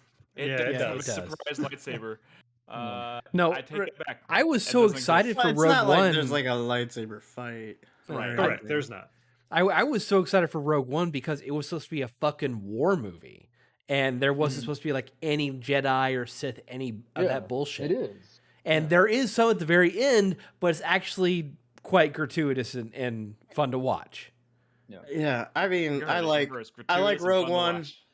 I like Rogue One. I don't like when people are like, "Oh, I can't watch the series without watching Rogue One now," because it's just such a tonal shift. Like it is not operatic at all. Yeah, very, very different than any other Star Wars movie, and I don't think it's like episode 3.5 or whatever people want it to be, which whatever, it's fine as its own thing. And like the Darth Vader stuff is fun. It's really cool. I hate that people were like, just this is what I want from Star Wars. And like LucasArts was like, you got it, buddy. And I like giving the fans what they want is dangerous. Fucking dumb. Like, it's just dumb. I hate it. Like, I completely agree. I hate the fans. I don't want them to be happy. Couldn't have said it better myself.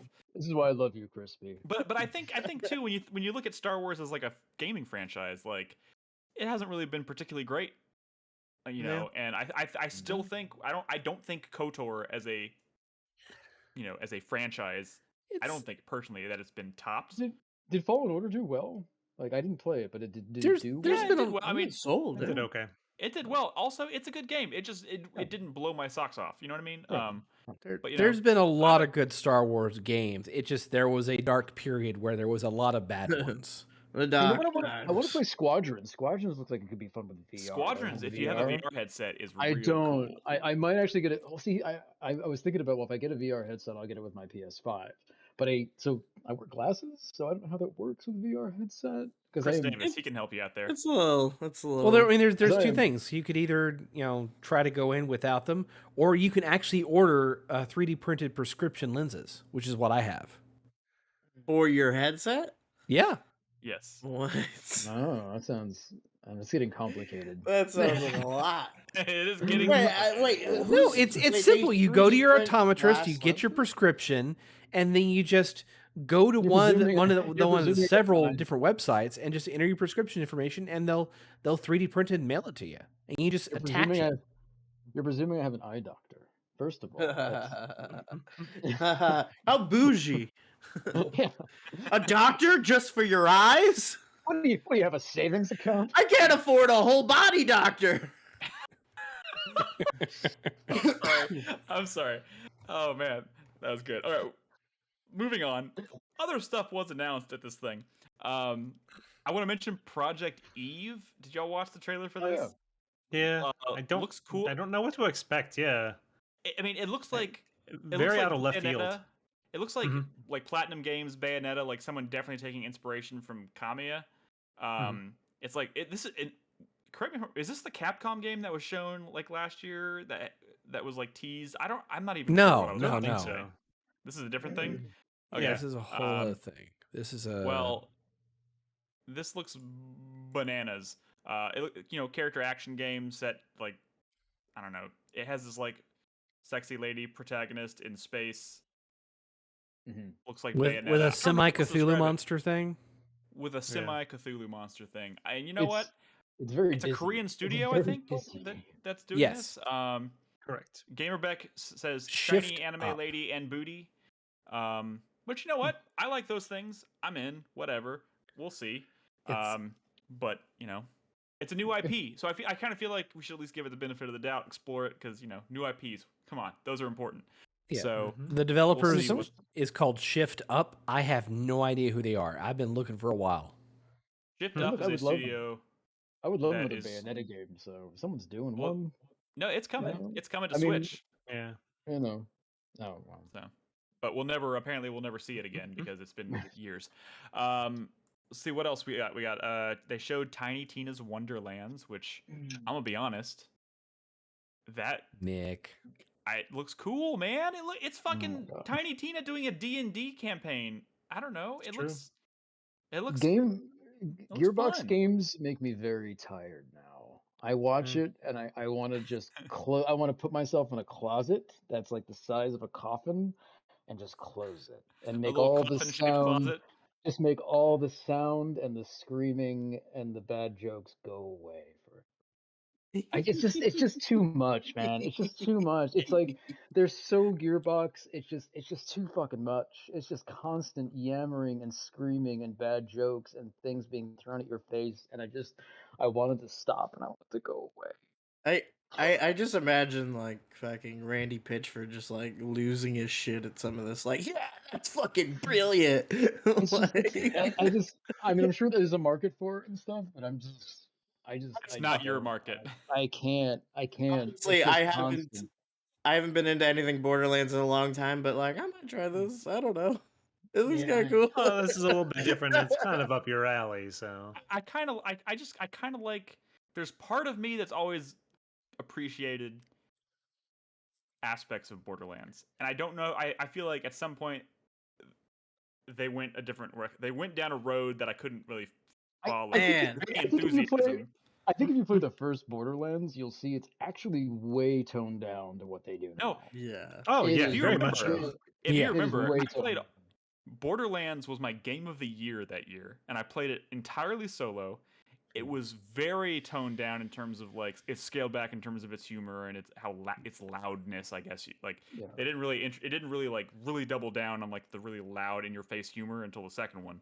And I had a good time playing a lot of Borderlands 3 with Robin. I didn't end up finishing it, but I don't know. This seems like it could be like it's just kind of a creative like spin-off that looks like it could be fun. And we got a good look at some of the gameplay today, which had magic and guns, and I don't know. It looked cool. It's colorful. Crispy's over here smiling like a. I mean, I'm like looking at it douche right canoe. now. It looks dumb as hell, but like, It's but it looks like a kind of dumb that I could have a lot of fun with. Yeah, know? see, there we go. it's There we something go. different for that formula. And I'm also thinking that like I really think Borderlands peaked with Tales of the Borderlands. You Very mean much that so. I will never play again. This motherfucker. We're gonna force you to one day, Nick. You're gonna have to. That's- We're gonna duct tape you to your I couch. like that he doesn't know what he's missing. I like that he's living in darkness and I ignorance. like it because the longer it goes on, the more he's gonna look like a dummy when he finally gets around to playing it and being like, "Guys, this was such a good game. How come nobody told me?" Hey, I know what I'm missing. It's these fools in our community that have ruined their chances of watching me play that game. Next, just passing the blame. Let's keep moving out. They showed Forspoken. They showed some, which That looks interesting. I'm they showed an aspect of this that I didn't really know existed prior to this trailer today, which was like the character originates in New York and then goes through a portal and ends up in this like fantasy universe. So she's like this street kid with like sneakers and stuff, but she's like exploring. She's like out of place in this like fantasy world, which I think. Have you never heard of a kid in King Arthur's court, Nick? Yeah. No, I've never heard of that. Or Black Knight. Black Knight. Yeah, another great example. I mean, it's nice to see a modern game like this to where a character doesn't have to be hit by a truck in order to go to a fantasy world.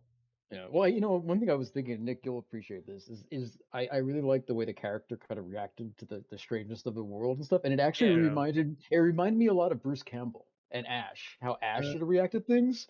Like, I know the character is totally different, but the manner in which, what the fuck is that, and just her mannerisms of dealing with this strange stuff reminded me of like Bruce Campbell's performance. It's very much a like this is crazy, but I guess I'll go with it. Like it's one of those things where it's like I mean I'm in it now. Like why not? Like and two, it looks pretty. At least to me, it looks like They may have confirmed this already. It looks ambitious. It looks ambitious. It looks like a big open world, and it's using the same engine and it looks like the world is kind of designed in a similar fashion, or at least using a very similar engine to Final Fantasy 15, which obviously we don't have great opinions of 15, but like I liked the world, and this kind of reminds me of like modern Final Fantasy, but like without all of the baggage that comes with being a Final Fantasy game, and instead it's like layered on this like really fast-paced platforming and traversal and verticality and high-speed action, which really wasn't on tap when this game was announced. Like, they were very controlling of showing off this game initially, but now they're actually showing off fucking gameplay and combat and traversal. This game looks fantastic. When did we see this game before? This was shown. This has been at like this was. I mean, I think they showed something at E3, and before that, they announced this like a year ago. Yeah, and they've shown like little teasers here and there. But today we got our first really good look at like moving through the world and like doing all these crazy jumps and like magic abilities. But like, I'm wondering if like, because it's the character that comes from New York and ends up in this fantasy world, I'm wondering if at some point after you've spent a bunch of time in the fantasy world, like after you have all these new abilities and traversal stuff, I wonder if you then go back through the portal into New York and all of a sudden you're flying around New York like that. Well, according really cool. Like Assassin's Creed, you fucking no. It's the Super Mario Brothers movie. That's exactly what fucking happens in that movie. Yeah, they're in New York. They go through a portal. They're in a crazy place, and then they go back. That's exactly what happens in that movie. No, but they're not like going back. They're not like going back to New York and doing all the crazy stuff they were doing in the Mushroom Kingdom, though. Well, yes, they are. They're fighting Koopa soldiers and stuff. Yeah. In New York? Yes. Yeah. And fucking Dennis Hopper turns like the cop into a monkey, and he's like, monkey. Yes, it very much happens. The marketing material that's coming out. There's like 20 minutes of that movie that I don't remember. Then the marketing material for Forspoken right now is basically hinting that you will go back and forth between this world and New York. That sounds really cool. Yeah, and also that's coming out spring. 2022. So that's actually a lot sooner than I was expecting. Yeah. We also got our first look at Alan Wake Remastered, which they kind of leaked earlier this week, which as a fan of Alan Wake, very, very happy with. Oh, you like that game? I do like Alan Wake a lot. Yeah. And more than anything, I think this is just it's good that it's finally not relegated to like PC or 360. It's also coming to PlayStation for the first time, which I think is important for just building awareness of the franchise in general.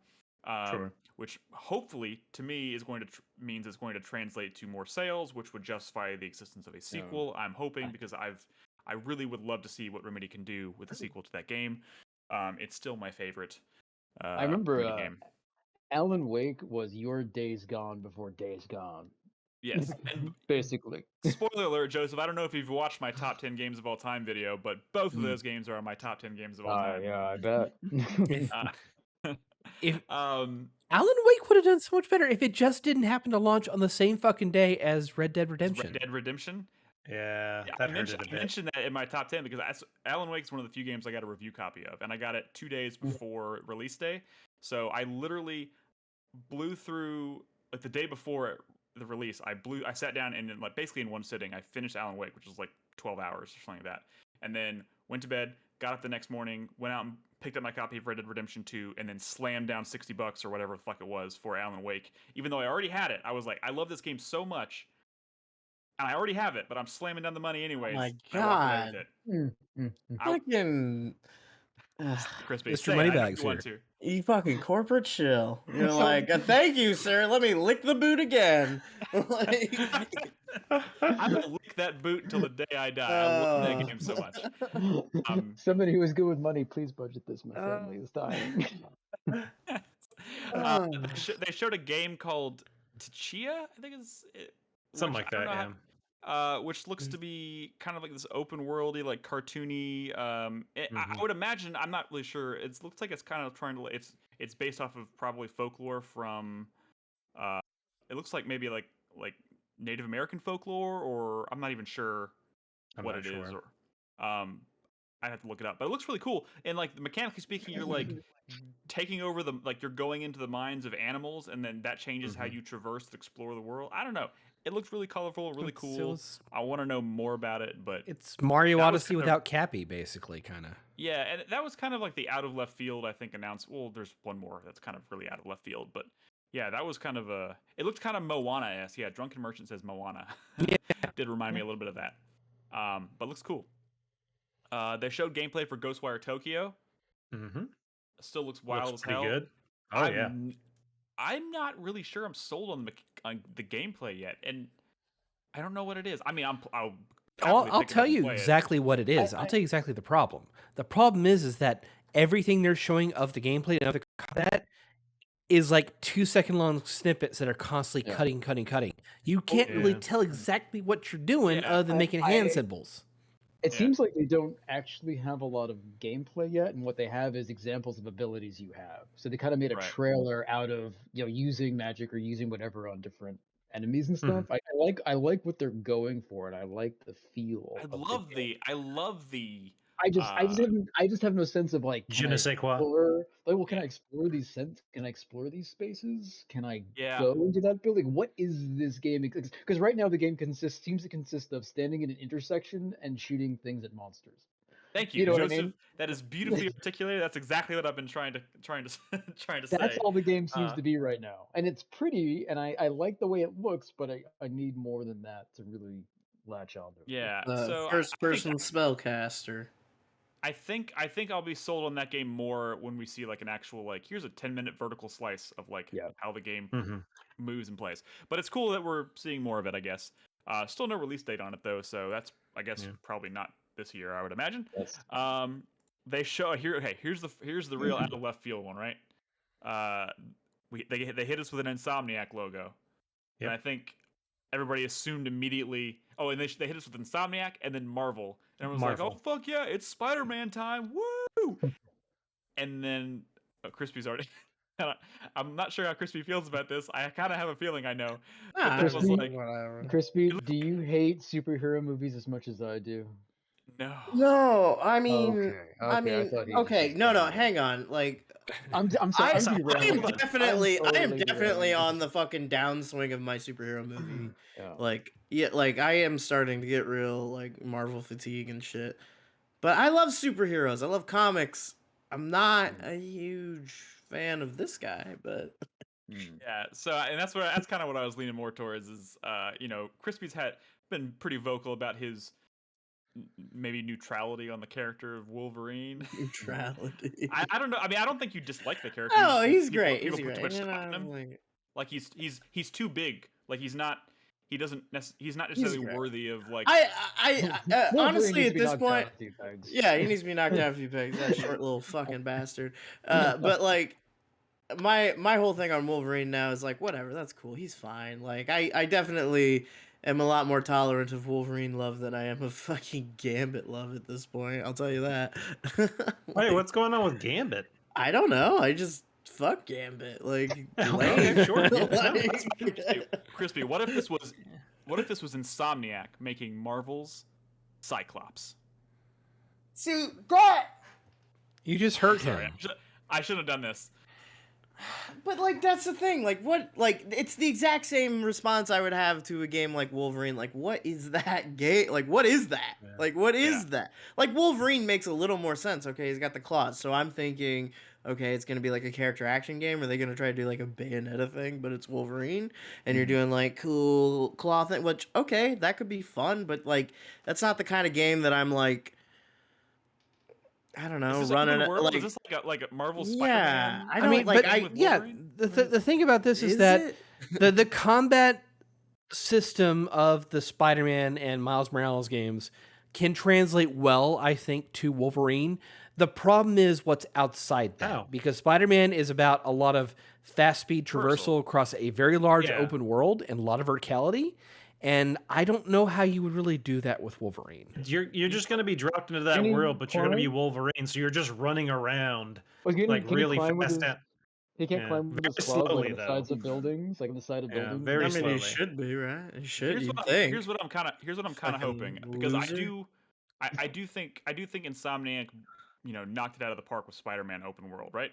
Sure. I still hope it's open world with Wolverine, but I hope it's like a much smaller, condensed, like maybe even, I don't want to say ground level open world, but because it looked like he was, it very much reminded me of the scene. Like honestly, the first, before they even revealed it was Wolverine, I jumped to that conclusion because it reminded me of the scene that I feel like they've done in like 4 of the X-Men movies, where someone approaches Wolverine at a bar. Wolverine's at a bar. Yeah.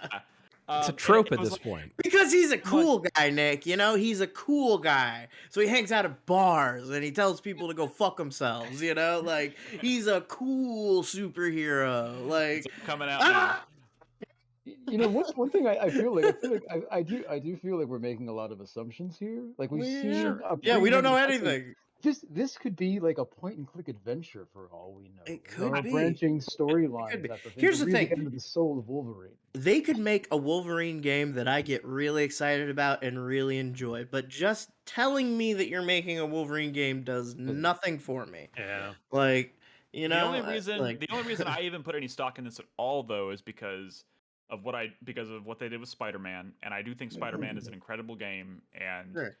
I was like, these guys are going to make a Wolverine game. Yeah. That's like maybe the only way I could even let myself be excited about a Wolverine game. Which, by the way, I get into this. They also showed the first trailer for Spider-Man 2, which was pretty cool. Didn't really, I mean, it confirmed this is 2023 for Spider-Man as well. And Wolverine is beyond that. So, we got a long ways to go for both of these games. Yeah, but see, that's another discussion too. Like, what are they going to, like, Spider-Man's great. They just gonna do that again? Well, I'm not crazy excited about that possibility. I mean, like, what we do know about the trailer they showed of Spider-Man, which is exciting, is that it showed Peter and Miles Morales in the same game. So that obviously means there's going to be some play off those two characters. Maybe you're switching between them. Maybe you can do co-op with other people. I don't fucking know. They have specifically said this is a single player game. Okay, single player game. So who knows how they're going to do, which is disappointing. Spider-Man. So, but like, what they did with Spider-Man, I thought was really great, specifically because, I mean, it played great. I love the way it felt, but like, they nailed the fucking story. I was so Oh, into yeah. the story. Yeah. Same with Miles Morales, and I feel like that, like putting those two characters, like the few scenes they shared in Miles Morales were great, and in the base game. So, I'm eager to see more of it. And obviously, they teased two villains. They teased Kraven the Hunter and Venom, which I think both of those characters. There's Crispy again, making the face. No, Venom's fine. Venom's great. Yeah, I don't carry the same hatreds I used to. Okay, I'm too old for that.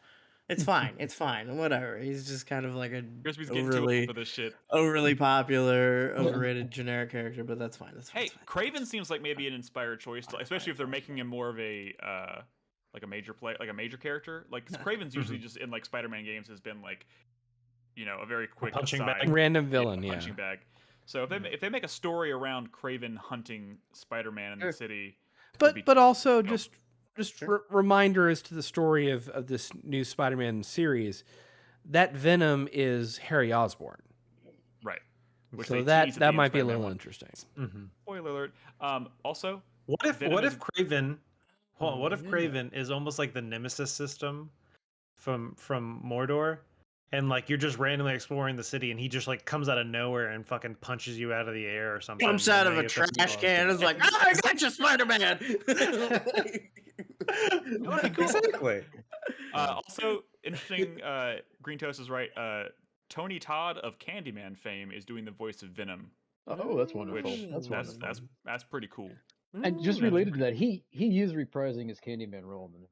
Yes, he is. By the way, I want to, my early fuck you of the week goes to Amazon Prime, because last week, right, Robin and I went to happy hour, and then I was like, we were talking about movies, and I was like, oh man, I wonder if Candyman is available, like because it came out, and I was like, I wonder if you can get exclusive access, right? So I look up Candyman on my Prime Video app, and there it is, Candyman 2021, very clearly with the poster art from the new Candyman movie. And you know what it said? Rent for $3.99. And I was like, what the fuck? So I jumped on that shit. We drive home. We put it on the big screen. We turn it on. Fucking 1992 Candyman. What the fuck? I was robbed. My fuck you goes to Amazon Prime. You made him watch a movie that came out before 2005. Oh, horrible. I've seen Candyman. He was 2 years old in 1992. Not quite that young, but pretty close. All right, and a few more other quick mentions. They did. I guess they closed with God of War Ragnarok, which I mean, looks cool. Joseph, yeah. Did you play God of War without sound? I've never played a God of War game ever. I've never played a God of War one? game. None of them. I've never played a single God of War. Isn't the new one part of the PlayStation collection? Probably. I think it is. I'm just saying, if so, then you can. Yeah, I would definitely check that out, Joseph. Well, the thing is, they never really appealed to me all that much. They didn't. This is a very different game. Yeah, but this one they showed today did, because I really like the immersive world and the really like deep, like I don't know. It seems very what the one on PS4 was. That is very much what that one was. Yeah. It is a very story-driven game with some combat between stories. Okay, and you really don't need to know much about the backstory of Kratos in the first three games. You don't need to know anything. They tell you what you need to know at the beginning. All you need to know, which is what everybody knows, is that Kratos is an angry dude who took down all the gods, right? That's literally all you need to know. And the game is fucking fantastic. I should check it out. It with sound. Yeah, I will actually play that one. Yeah. Actually, what I should do is I should stream more, because if I stream, I will actually use my headphones. There you go. Problem solved. You can stream here whenever you want. No. All right. You get to learn about Boy. Yeah, you get to learn about Boy. Oh man. Boy. The child. Boy. Yes. Boy. Maybe the sweet child. Some of the things they have confirmed for people who have played God of War 2018, that all 9 of the realms that you could see in God of War are now accessible. Yep. So in God of War in 2018, it was like only 3 of them you could actually go to. And it looks like it's going to take place a couple of years after the events of the first game. And yeah, it looks. Knowing Joseph hasn't played it, I don't really want to say much more because it'd be spoiler territory. But man, it's so good. It's so good. One thing that really got me excited about it was they started talking about the casting and the extra stuff, and they confirmed Christopher Judge is back to play as Kratos. But of course, they said that they got, of all people, they got Richard Schiff to play as Odin, and that is so interesting to me. I want to see what that is from the West Wing. Yeah, it's Toby. So weird, Toby. I love Toby. But yeah, that's a cool casting choice. I don't know, man. I think they've kind of nailed the casting all the way around in that series. So yeah, no release date yet, but it's cool to finally get a really close look at the follow-up and to know that it's coming, because it's going to be great. People very excited. All right, that is it for the showcase. Okay. Wait, what? I want to mention two quick things about it, the showcase that we didn't cover. Grand Theft Auto 5 got another fucking trailer 10 years after it launched, basically, at this point. The most 10 years. It's like 8 years. Oh, yeah, that's so much better. And then... Well, I mean, you hold on. You say that, but fucking Skyrim has also been released 48,000 times on 48,000 devices. And honestly, I would say Grand Theft Auto has added a whole lot more fucking content than Skyrim has added. That's true. That is true. I mean, if they were...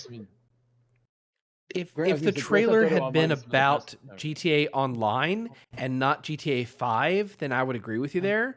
But it was all GTA 5. And just commonly, just very quickly mentioning at the very end, you could also play GTA Online. The thing is, GTA Online has so much content. Like, GTA Online Racing is literally the best racing on PlayStation right now. Like it's just pretty fucking good. Just the crazy Matchbox cars. Yeah, so anybody who laughs at that is somebody who hasn't played it. Because some of the shit that they have created in GTA Online Racing it's insane. They went nuts. Yeah, there's like a flying DeLorean, I think, or something like that. I'm not even talking about like the cars they've added, like custom races that you're doing insane. Yeah, there's some of the tracks and some of just the even different modes. You're just doing insane. Like maneuvers and like just like almost think of like Hot Wheels or like you're just Trackmania stuff. Yeah. I mean, it looked more fun than that Gran Turismo game. I'm sorry, that was probably blasphemy for some people. I'm sorry. That was not a good trailer for Gran Turismo. I was watching that trailer for Grand Theft Auto, and I kept thinking to myself, who let Trevor fly the helicopter? Jesus Christ, that's a bad idea. But it also kind of made me want to play GTA 5 again, because I remember almost nothing about the story. It's a really fucking good game. I know it's been beaten to death, but I replayed it a few years ago. It's still a fucking solid game. I'm in. I'm down. And the other thing is, now we know the reason why we haven't gotten a PS5 patch for Uncharted 4 and The Lost Legacy, because they're doing a remaster collection. Only those two games, not any of the previous ones. And it's coming to both PS5 and PC, surprisingly. Yeah, the PC part was surprising. Yeah. So nice. We get to pay for it. I don't know if I'm really interested yet in throwing down money for a remaster of those two games that are still pretty damn new, that play great. So I don't know. Yeah. But yeah, those were also mentioned. Okay, so let's get to some questions tonight from our supporters on Patreon and Twitch. Pretty much covered the everything from the showcase. Go ahead, Nolan. All righty. Do we do the news stuff first or the other questions first? Surprise us. All right. First question this week. Who could it be from? From Baxter Morgan. Oh. Haha, I like what you did there. Yeah. Ever since Arkham Knight, I've always hated when games force you to 100% them in order to get the, quote, true ending. I said, F that, and YouTubed LMFAO, fuck you game.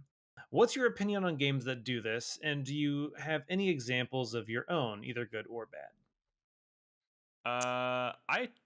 I tend to side with him, and I mean, it kind of depends on what you have to do, I guess. Yeah, it's the what you're requiring of the player, is whether the investment's worth it or not. Yeah, and I will also say that it sucks to not know, because it could be a thing where it's like, oh, I have to spend an extra 10 hours doing XYZ to get like something that was this even worth my time at the end of the day. Now, granted, if it's a game you enjoy and that extra 10 hours is nothing but, enjoyment for you, then sure, whatever.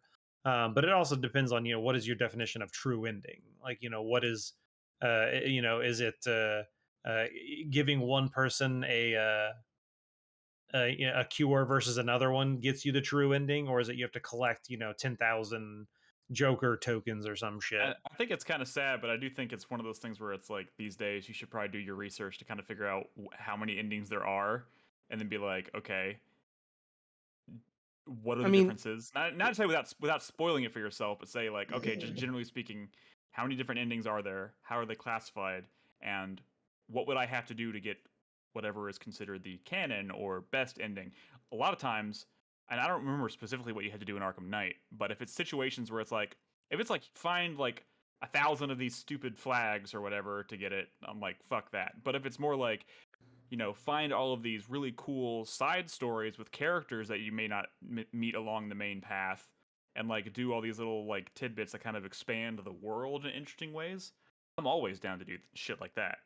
I feel like that's kind of few and far between. Mm-hmm. But I think it depends. Like I said, look at something like Nier Automata, a game that has like 26 endings. One for every letter. Yeah, but like the main ones are pretty linear to one another. The main ones, or the true endings, aren't very difficult to get to. But I think of it as, I think we are kind of the odd people out. We play way more games than average Joe Schmo, and a lot of them will say like, oh, this is the game and I'm going to play this game for the next 5 months because I love this game.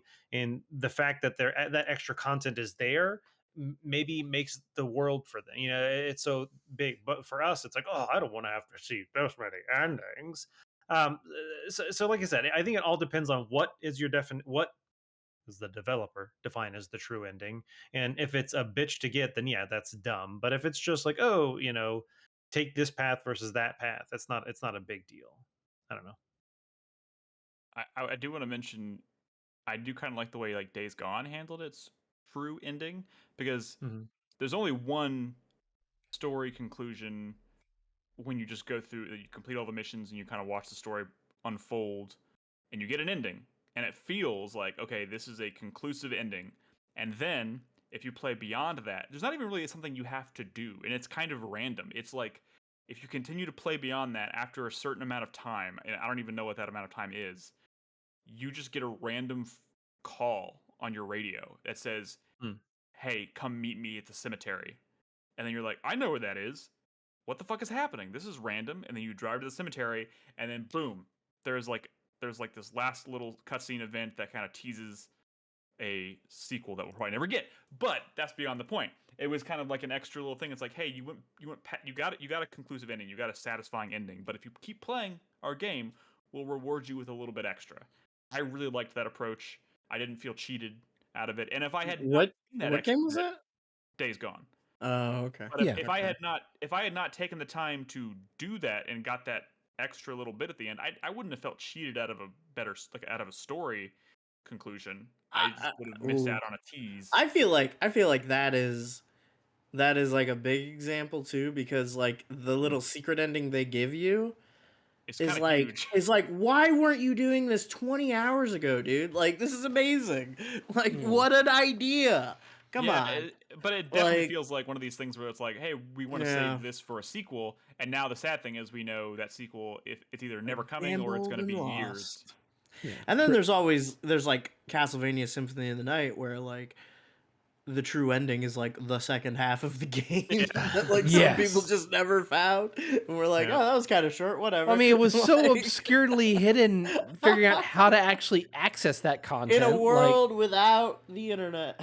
It's kind of a beautiful thing, though. It's kind of a beautiful thing to think about. You'll never see that again.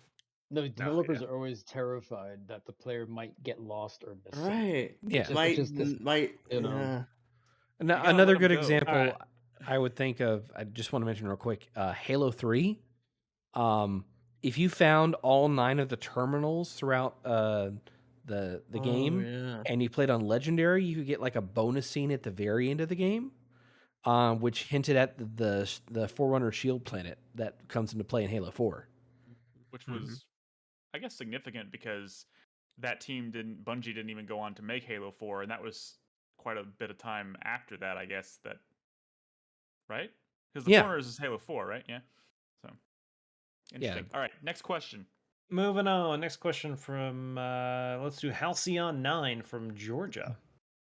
With chipset and console shortages estimated to extend into 2023, how do you think the supply shortages of gaming hardware will affect the length or characteristics of this console generation cycle? That's a good question. Not significantly. I mean, I think it's holding a lot of developers back from really going all in on PS5 because there's not a lot of install base. I mean, it doesn't. Yeah. I guess it really doesn't make that much difference because every game that's released on PS5 has to be backward compatible with PS4. It has to be going forward. That's one of the requirements. That's so. But how long is that going to be the case? Because I mean, they're already talking about Spider-Man. You're right. Like Spider-Man 2 and God of War Ragnarok. Oh, actually, God of War Ragnarok I think is going to be both. But Spider-Man 2, I think they talked about it today, and they confirmed that it is PS5 exclusive. Okay, so maybe they're ending that because I mean they're already having to chop like big sections off of games for the console differentiation. Yeah. Like Battlefield 2142 is going to be half the game on PS4 than it's going to be on PS5. Yeah, basically. Like you also got to think like Spider-Man 2, like we said, is 2023, and that's kind of when they're anticipating right now the chip shortage starting to become less of an issue. And I think as you start to see the chip shortage alleviate, you'll see that install base grow right along with it because people are still going to be chomping at the bit to get this hardware. And I think by that time, the install base will continue to grow, just not at the same speed at which it was at this time for the PS4. I do feel like, I mean, we're still going to end up in situations like we always have where we're going to have, PS5 Pro or whatever, but I feel like that's not, but that's going to be, I feel like that's not going to really even be considered until this chip shortage is no longer an issue. So I feel like naturally speaking, this is going to add probably a year or two realistically to the overall, I think, length of the cycle, if I had to guess. And also, I mean, parity between PC and consoles now is much closer than it used to be. You know what I mean? Right. Like you can get 60 frames per second with PVR materials and 4K on your console now, sitting on your living room. You couldn't get that, 2 years ago. And so now, like, you don't necessarily need a PS6 in 2 years or 3 years or 4 years, because it's a lot closer. But what I have is a PS5 Pro, which, like you said, may have a little more memory. It will definitely have more storage space because that's a big problem on the PS5 right now. So I'm sure that's but I mean, you can have longer generations and it won't feel as long these days. Yeah. Like this generation is not going to be like the 360 PS3 generation that went on for close to 9 years. No. Very true. I don't think we're ever going to see that again, if I'm being honest. Yeah. It's one of those things where it's just that technology moves so fast to be kind of stuck in this particular thing for too long it's just not worth it. I'm not saying we're going to see a new console every 5 years, but I mean, like, it's just one of those things where it's like, well, what's the point of sticking around with this one little thing when it's like, it's only this. I don't know. Like, I think module consoles, Joseph, is potentially where it goes. Is them becoming more like PCs. So having the ability to upgrade them, upgrade components. I think that eventually is going to happen. I think it's becoming easier. They sell like a case, like a PlayStation case, and then you decide what components you want to put in it. But you see, I have a console because I don't want to deal with that bullshit. Although I guess if everything's proprietary, like it's all PS5 Sony stuff, you don't have to worry about drivers and all that crap. It's exactly. I think that's what's going to happen. You're going to see what's going on. Like, if, for example, with the current Xbox, the expansion drive, you literally, it's just a thing you stick in the back. I think you see something like that where it is more akin to like, oh, you literally take off this panel, you press a tab, pull out the fucking video card, and you put a new one in, and you're done. Like, you don't have to do anything. That's my assumption as to where it's going to go. Yeah, it'll be really interesting to see. I can see that. Yeah. All right, moving on. Next question. Let's do from who's this guy? The Drunken Merchant. There he is. There's always one. What's worse, clicking the right stick in to aim down sights, or the sprint button being on a face button? Sprint button being on a face button. Oh no, I that's think pretty bad. stick to aim down sights is worse for But me. yeah, because you have to push They're it down both and then aim at terrible. the same time. Yeah. Well, correct. Yes, they are I both mean, it's like, terrible. what kind of game am I playing where aim down sights isn't on a trigger? You know? Like, is it Apparently, like? this very dumb game. But No, here's the those- thing: is that when you have the sprint on a face button, that means you have to take your thumb off the stick, The so therefore you directional lose stick. camera control. No, Yeah. you don't. You can use your index finger. So have You this can go. still Oh do yeah, it. you can claw it. Yeah, that's Yeah, a claw, good but answer. Listen, people are gonna- I've been No. playing games that require me to do that shit. When you play War Thunder on the console, you have to do these weird combination things because it's a PC game, and there's like a zillion commands with the sim. Yeah. You have to get very creative. Heaven's Cloud mentions that Dying Light is one of the games that uses the right stick to aim down the sights. But Oh, I don't think you use a lot of guns in But, that game. yeah, So that is very infrequent that you're ever going like ADS in that game, it, and I like- think that's probably why they did it that way. And I'm not saying that like aiming down sight with a click in the right stick is something to be praised for. It's the lesser of two evils in this scenario. Yeah. Mhm. I don't know. I think they both fucking suck. Yeah, I'd that is rather. true. I'd Luckily, rather they're sprint, fairly rare. I think. I'd rather sprint with the face button than just never sprint. There you go. Or I would rather just naturally sprint. Like there shouldn't even be a walking. Like if you want to walk, don't push the thumbstick quite as hard. Yeah. Should all All be right, moving on. Next contextual. question from Mr. Green Toast. What are y'all's thoughts on that new Matrix movie? There it is. Ooh. There it is. So here's the thing. So I'm obviously very excited, but they were releasing this trailer the same day as the Sony showcase, and the thought occurred to me. I was looking around and I realized Monolith Productions, the developers behind the Middle Earth Shadow Don't even go War, there, Chris Davis. they haven't been working on. They haven't announced or released anything since 2017. I thought, hey, they're owned by Warner Brothers. This is not the That's question. not how that works. This is not like let's see if they're gonna make an imaginary Matrix game. I hope that happens, but the trailer, the trailer for the Matrix Resurrections dropped today. Yes. Yeah. I know. I don't know. I think mean, it's I You're think excited. I think it's awesome that Neil Patrick Harris is in the movie. I just think it's fantastic. I think here's Jonathan the thing. Groff is in the movie too. I'm super stoked for true. that.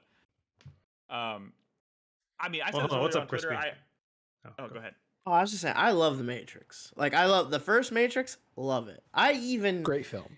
I even have like fond feelings for the sequels, even though they're not good. You know, they're not good movies, but I have fond feelings for them. And the thing about a Matrix sequel, and this one's being done by Lily Wachowski by herself, right? Like Right. Lionel Wachowski's not a part of this, so that's a little disappointing for me. But I think what's interesting about the sequels that we already got to the Matrix is that if you go back and look at them, they were made, like 10 years after the first one hit and like became this big thing and had its like cultural impact. And there's something going on in the Matrix sequels that is like, you can tell that they changed a lot between the two movies, that their outlook on life and like kind of like what they were talking about changed a lot, Right. And that's even before you start getting, the big discussion now is like all the trans allegory stuff, and that is incredibly valid and all still there. But even without like getting into that, like there is a different spirit to the sequels, like it really does kind of feel like they saw like maybe some of the negative aspects, like some of the stuff that people were reading into the original Matrix, and we're kind of like, oh yeah, like this idea of like, we're doing what we're doing for the good of humanity, and anyone who stands in our way, if they're not with us, they're against us. So like we're, as long as we're like, as long as we're acting with this like righteous passion, like we're in the right and it doesn't matter who we kill and that kind of stuff. And you can kind of see them like coming back to this idea of like, okay, well maybe Like it is interesting because it was co-opted by a subculture that was very into like the anarchy of it, was very into like the anti-establishment kind of tone of it, and then like going back to that group and saying like, okay, well maybe this rebellion that you're experiencing now, like building this rebellious identity around a media property means you're just rebelling in the same way that the system wants you to. You know, and that's kind of like the big subtext of the sequels, is that like the human rebellion is all still just part of the plan. Like this is just a thing that happens, you know. This is what we need to do in order to keep the ecosystem of the Matrix in balance, kind of thing. And that's an interesting idea. Like that, like if like whether or not you're gonna write, you know, the script's not great, but like there's a lot of good stuff there that if you just like fixed it, you know, if you just like rearranged it or like just fixed it, the core of the movie is good. Like there's an interesting back and forth there. There's an interesting rebuttal to the first movie kind of being put up, at least in Reloaded. You know, maybe not so much in Revelations, but like at least in Reloaded, they're kind of like, hey, you know, Revolutions. Or what did I say? Revelations. Revelations. Revelations. Yeah. But like I think that there was something interesting that they wanted to say. They didn't do a particularly great job of saying it, but that kind of like vision and that kind of like thought is something I would be interested in hearing from again. You know, like okay, you guys want to do a fourth Matrix all these years later, like. All right, I'll show up. I'll see what you have to say. I'm not going to say I like it, you know, unless I do. But, like, I'm definitely excited for, you know, what does a Matrix in 2021 look like, that, you know? That is the fun part of this. And I think that's why I'm so excited. I'm kind of in the same boat as you are. Especially now that we live in a world where it's like, I've already seen people, like, making the memes online where it's like, man, the premise of the Matrix is kind of fucking busted because I think a lot of us would just choose to be in the Matrix now.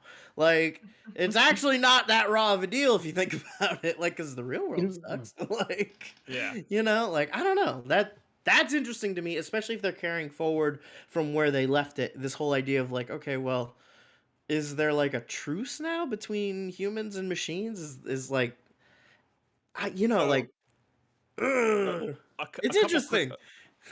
A couple quick thoughts I wanted to just get out there about the trailer that got me really excited. Was, you know, aside from all the obvious things, like it's visually seems very striking. It kind of reminded me a little bit of how I felt about the first time I saw Blade Runner 2049, where I was like, this looks very like the color palette's all different. The visual like arrangement of things is really interesting. I like that. But I will say, the trailer already shows a complete like lack of like subtlety with any of the metaphor. Like there's a fucking coffee shop called Simulate, and like he's in an elevator with a bunch of people looking at iPhones, and like the whole he's like taking fistfuls of blue pill. Like it really feels like that whole Garth Marenghi. Like it feels like that whole I know writers who use subtext and they're all cowards like kind of thing, you know? Like sure. Like But some of the things that like that struck me that got me really excited about the prospect of a new movie in 2021 is that like this idea it's because like if you watch the trailer, there's like so many recognizable shots that seem like they're kind of like recreating iconic moments from the original movies. Sure. But like through obviously a different lens, and obviously Neo in the trailer doesn't his memory is wiped. He doesn't have any memory of what happened before, so it's like the whole thing. If that's even Neo, man. If that's even fucking if Neo. it's even Neo. There is a shot of Neo in the Matrix in his little like pod thing with his burnt eyes, which implies that it is the same character or the same Neo from the end of the third movie, whatever. But like this one, I was just like this idea of like resurrection and reincarnation being approached through the filter of the Matrix seems really interesting to me.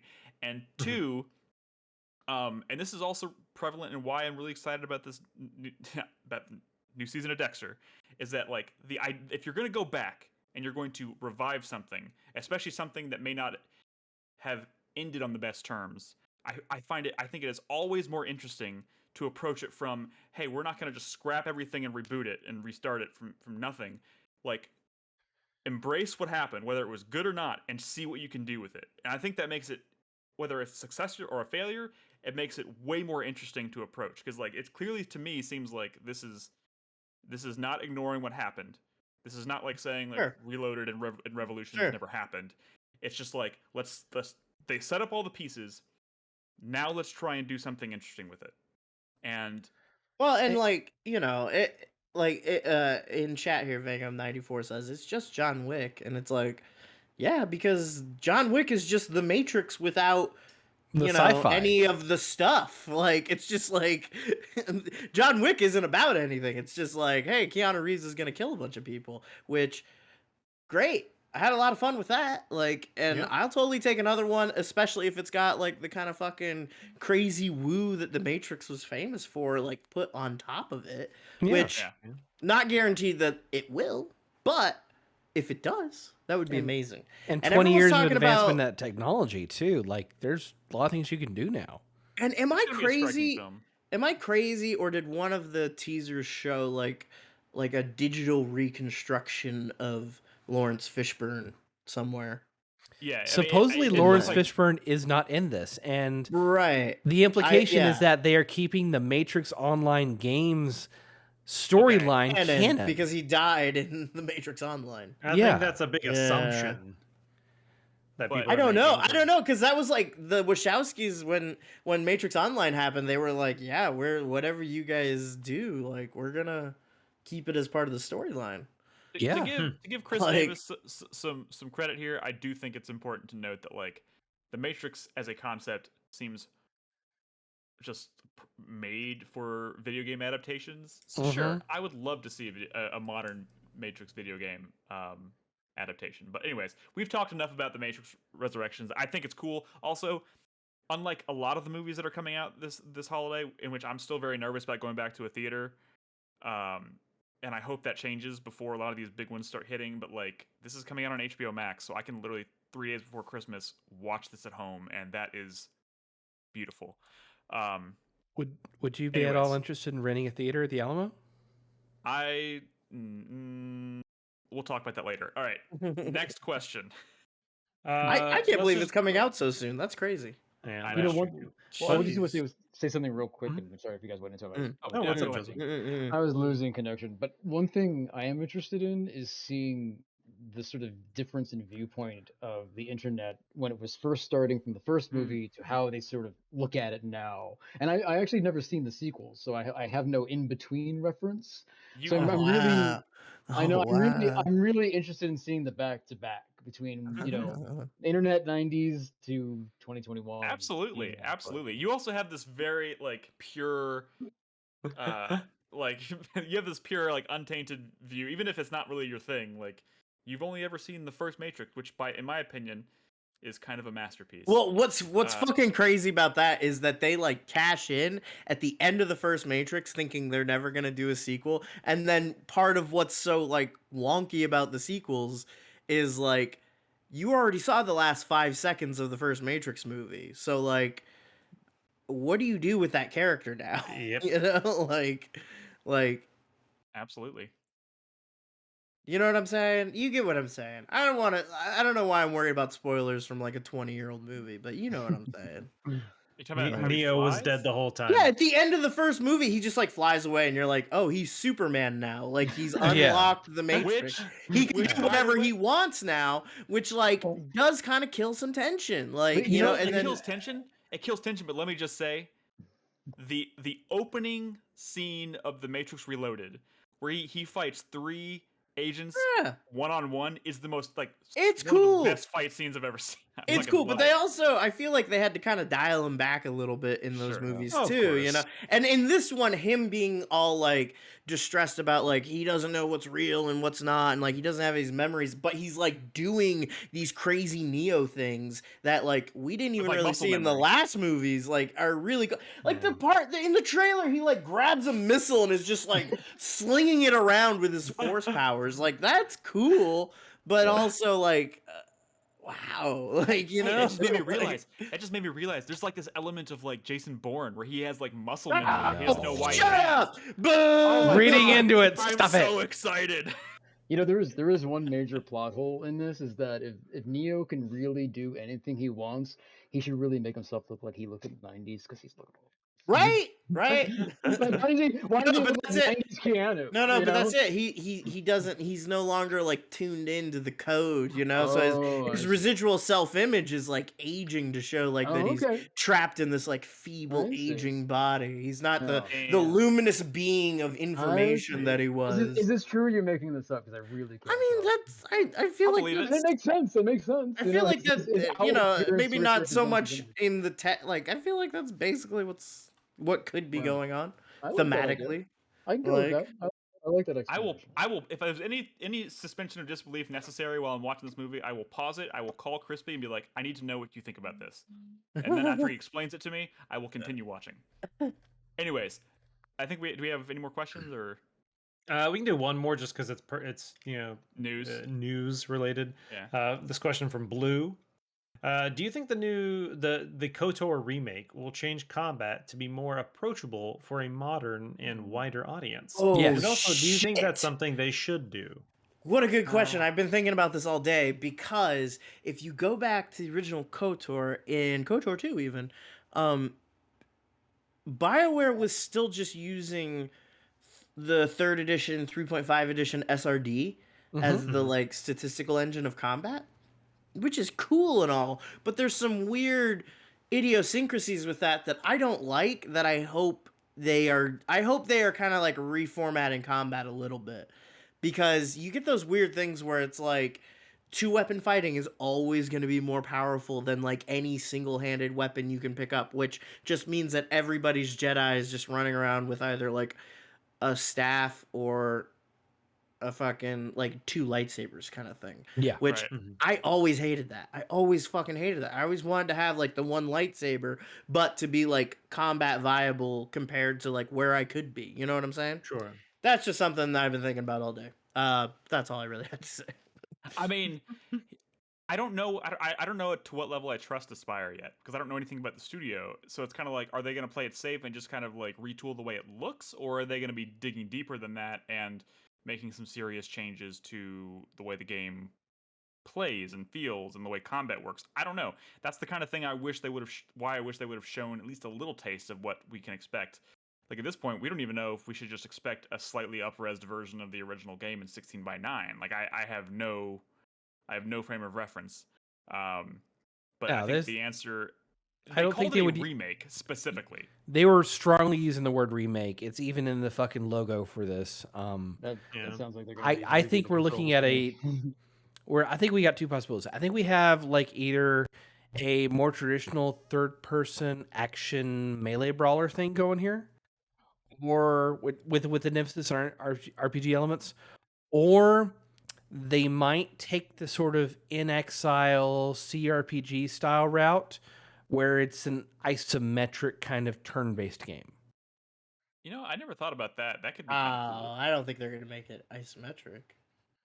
I mean, not necessarily isometric, but like have a pulled back camera and not an emphasis on focusing on single characters at a time. My only argument against that would be that would at that point it would almost feel like a different game, and that kind of kills the remake part of it. I think when you say remake, it kind of implies you still want it to feel like you're playing the game they're remaking. You know what I mean? So honestly, I'm kind of hoping they just kind of like I'm kind of hoping they either upgrade what's under the hood, or they leave it the same and everything around it just gets redone completely, like better animations and just retool environments and all that kind of stuff. If they're not confident in being able to improve the stuff under the hood like Crispy was talking about, then just leave it the same and just make all the window dressing better. But I don't know. I hope that answers the question. We don't really know because they didn't really give us anything to go by, but it could go either way at this point. All right. That's all the time we have for questions tonight. But again, if y'all have a question you want to ask for a future episode, you can support us on Patreon or Twitch at any tier on Patreon, or you can just subscribe to us on Twitch. That'll give you access to the supporters channel and Discord. There's a pinned message in there that has a link to the questions thread or the questions form. You can submit questions anytime. As soon as it pops into your head, you can go leave a question. We'll get to it eventually. But now it is time to wrap up the show with the 4-player minute. I think if Joseph is prepared, I'm gonna let him go. Oh Jesus! I'm sorry, making out with my dog. I know it's fucking adorable. Hello, I know. What is the name of your dog again? He's Merlin. Is his Merlin. name. He's That's a good name. And he's an angel because he has like a little. Can you show? He's a little white spot right in his chin. Oh, Yeah, I've heard rumors that Nick has a dog, but I don't think we've ever seen it before. First of all, I showed you. I had my dog in here sitting in my lap before we started this recording. Not on the feed, sir. The audience has no frame of reference here. Well, she's asleep now. I will rectify that situation, but now is not the time for that. Joseph, are you prepared to go first, or you want me to come back to you? When you come back to me, because I'm not prepared, so I just let me go second. Alrighty then. I'm gonna pass the buck over to Chris Davis. Then. Oh, great. Okay. You have no excuse, Chris. I was writing it up right now. I can go. I have all 4 written down. If you could, Nolan, then I'll be next. Nolan. All right. My first hype today is for Spider-Man 2. I really did enjoy both Spider-Man and Spider-Man Miles Morales games. I'm really hoping we see a little more than just Venom. I think there's a lot that could happen. Kind of getting vibes from No Way Home. If they were to do some like fucking Madam Web shit, just go real crazy. There's a lot they could do. And I really hope we see some more of that. But excited nonetheless. Second hype is actually for The Matrix. Similarly, it came out and at that time in my life, unfortunately, I could not wear trench coats to school anymore. But besides that, I really did enjoy that movie. It left a big impact on me. I've probably seen that movie, scores of times. I really do enjoy it. So I'm pretty hyped for this one. My third hype, Crispy, do you know what it's for? Deathloop? Well, no, I am excited for Deathloop, but it's not. It's for a trailer that came out last week. Because season 3 of Doom Patrol comes out in a couple of weeks. Have you seen the trailer, Crispy? I haven't. It came out last week, dude. It's so fucking good. I am so excited. I love Doom Patrol. Joseph, have you seen Doom Patrol? I have not seen Doom Patrol. It's the original. I rewatched the orgasm scene this week. It's the original X-Men. Yeah. I've been rewatching all the TNGs and What We Do in the Shadows, and that's what I've been watching. What We Do in the Shadows. Both great options. Season 3 and Gs. Next Generation. The Star Trek Next Generation. I'm going through the whole 8, 7, 8. Next Generation. Beautiful. The new season of What We Do in the Shadows has been pretty good so far too. It's been great. Yeah. Joseph, Doom Patrol is an HBO show that is all of the DC C tier. Well, not C tier. Cyborg's there, but it is a fantastic show that goes all the places that comic books go that your Teen Titans and Batman versus Superman don't go. Okay. So it is some of the most fun, most wacky, but also heartfelt scenes and shows. What was that face, Crispy? Oh no, I was looking at something else. Okay. Well, that was not in reaction to anything you're doing. Stop looking at my face. It's just how my face is. What's his name, Crispy? Flex Mentalo? Flex Mentalo. Oh my god. What an amazing character. The entire town has an orgasm. Like, wait, what? And it says magical as you would imagine. He's trying to open a portal into like in between dimensions, and he accidentally flexes the wrong muscle and gives everybody in town a raging orgasm. It's pretty good. I would highly recommend it. Just anyway, and then my fuck you this week is gonna go to Mr. Green Toast. He gifted me a game on Steam that I've now. Hold on, let me pull up Steam. I've now logged, according to Steam, 70 hours. Oh. What game is this? It's called Cookie Clicker. It's yeah. Really? Oh my god. Did you know about Cookie Clicker before now? Never heard of it until you gave it to me the other day. There was a great video I saw on YouTube the other day about Cookie Clicker that like basically just ended up being about like how capitalism is horrible and is going to kill us all. But it was just talking about Cookie Clicker, like a system designed to make just cookies is not designed to make justice or well-being or harmony for anybody. Like,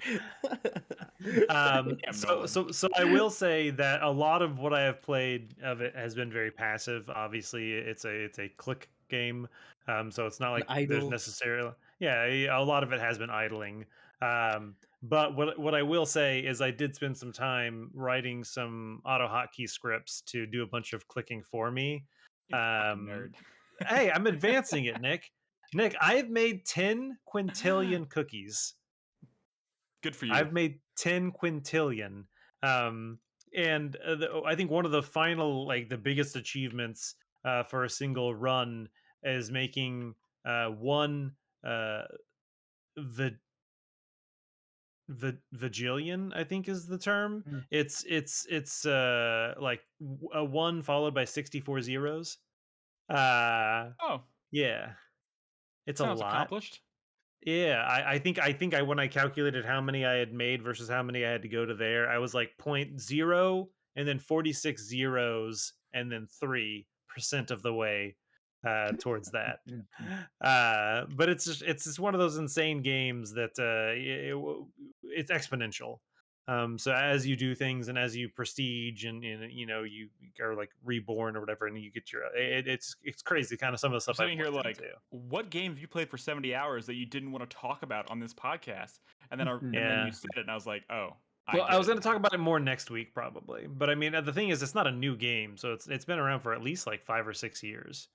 It's just I just found out about it. Yep. All right. Okay. Crispy, are you ready? Sure, why not? Let's go.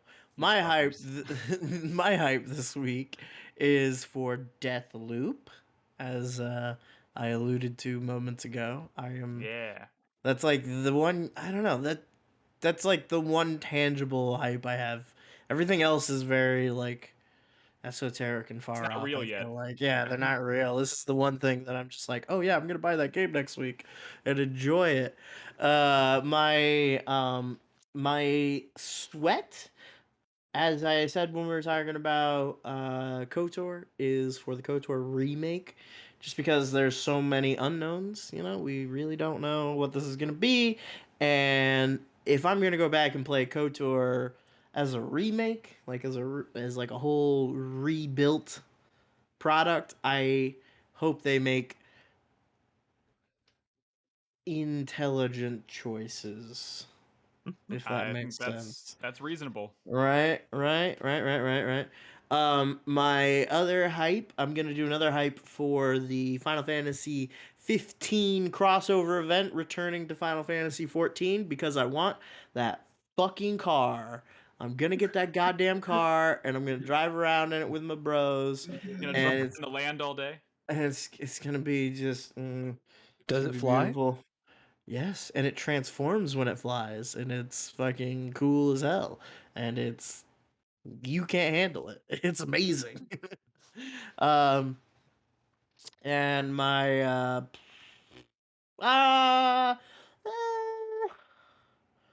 let's see. How about my fuck you for the week goes to Wolverine. Like, come on, whatever. Yeah, there we go. Like, there we go. Who cares? Like, although I'll probably really like that game when it comes out. So let's see. We'll see. But for right now, fuck him. But for right now, fuck him until I know anything about it. Fuck that. All right, Chris Davis. Okay, I am ready. I have nothing but hypes this week. But here we go. My first hype, obviously, for The Matrix 4 Resurrections. That trailer is exactly what I wanted to see out of this movie. I don't know if y'all noticed, but like the little girl AI from Reloaded and Revolutions. Oh yeah, her character looks to be in there now, and she's like in her 20s. There's also theories that character that you see could be the Oracle. Could be too. That'd be what if she is the new Oracle? That'd be interesting. I wouldn't be surprised if it was. Yeah, you're talking about. I thought when I saw her, I thought it was a new Oracle. You're forgetting the most important thing about this movie. this is 100% confirmed. The Merovingian is in it. I have heard that. Yes. Do you remember the Merovingian? And they got the actor too. They got the actor. He's back. Yeah. See, like some of the stuff that like they couldn't do in the movies that they like went back and kind of like added in to the Matrix Online, like the whole idea of like the lupines and the whole idea that there are like still older versions of the Matrix still running, and like whenever there's like ghosts and vampires and werewolves in the normal Matrix, it's like these corrupted programs like sneaking in from older versions of the Matrix. I love that shit. I hope and the Merovingian is kind of like right in the middle of all that. I know that was always a great idea. That's cool. Like I was so hyped that this morning, like an hour after I ordered, I saw that trailer, I ordered copies of The Path of Neo and Enter the Matrix. Oh wow! I might actually replay Enter the Matrix. I never actually played Path of Neo. But Path of Neo is great. Just make sure you stop before the final boss. I hear the final boss is something. It is literally Agent Smith, a giant kaiju-sized Agent Smith made up of a bunch of tiny. You said kaiju though. You know how I am about that. So my second hype is for Forspoken. Like I said, I feel like last year's reveal of that game was so tightly controlled that I really had no handle as to what this game was actually going to be. But now that they've shown off the traversal systems and the scope of the world and the combat looks really fucking good. I am all for this game. And also, Homer is precious and needs to be protected. My third hype is for so over the past week, I decided to check out the new update for State of Decay 2. And I've been playing through that. So I loaded up my save from February 2019, leveled up my group a little bit, and you have the ability now to leave town and go to a different map. And so I went to the new Trumbull Valley. And when you do that, that loads all the new updates and the new mechanics. And they did a lot of things. Plague Hearts are still tough, but now they take ownership of entire territories around them. So in order to like claim locations, you have to actually take out the plague hearts first. And they've done a lot of like different changes. I think the really cool thing for me though is that this, more than State of Decay at launch, feels like a proper sequel, because evidently there was a Heartland like narrative linear thing that happened prior to the Juggernaut update.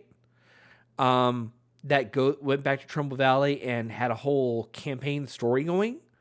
And then in this new update, when you go to Trumbull Valley now, you see the consequences of that campaign and you explore more of the story beyond that. And I think that's really interesting. They're hinting at some very fun things that could happen with State of Decay 3. When the fuck are we going to find out about State of Decay 3? I think that game is at least 2023, if not later. Probably. Yeah. They waited a long time between 1 and 2. What's your last hype? Okay. My last hype is for an announcement that happened last week that I absolutely lost my shit over. And I cannot control myself about. You guys know my love of Splinter Cell. You guys know my love of Spies vs. Mercs specifically. A couple of guys have been working on a project for a couple of years now. They were big Spies vs. Mercs fans, and they are putting out their own game this year called Spectre. That's basically their interpretation of Spies vs. Mercs, and it looks fucking dead on. From like the lighting and the character, the fucking character animations are spot on. Their inspiration is Chaos Theory. So everything's gonna be like Chaos Theory with like the slow gameplay and the co-op play of. This is a completely multiplayer project right now, but essentially they're making it because Ubisoft are cowards and they won't make it. Yeah, fuck you to Ubisoft, by the way. You're doing what Ubisoft can't do. It launches this year. It's gonna be that asymmetric combat, the first-person mercs versus third-person spies, and I need that in my life, man. It is the minute that trailer hit, and I read that article, straight to the top of my Steam wish list. Straight to the top of his Game of the Year list already. Straight to the top of my Game of the Year list. It's on my. I'm following them on Twitter. I signed up for their fucking newsletter. Like, I am following every single thing these guys are doing. He's like. No, never mind. I need this in my life. I understand, Chris Davis, your levels of hype. I do. So. All right. Yeah. Thank you, Joseph. I'm ready now. Now I'm ready. I have two hypes, and my sweat and fuck you are kind of related, so I think it all balances out. My first hype is for Hell Let Loose is coming out on PS5 probably next month, and I looked that up today, by the way. Yeah, I bought it on PC, and I played it a bunch on PC, but I hate playing games on my PC because it's where I work, and if I have to spend any more time in front of my PC, they're gonna find me hanging from the fucking rafters. So I'm really happy to be able to play Hell Let Loose in my living room, comfortable on PS5. So I'm looking forward to that. I think the beta's this month or next month or pretty soon. Hope he wants to get off. Dinner. My other hype is, I guess I could have talked about it earlier, but I'll just do it real quick, is a Chivalry 2. I've been playing a ton of Chivalry 2 lately. It's really, really great.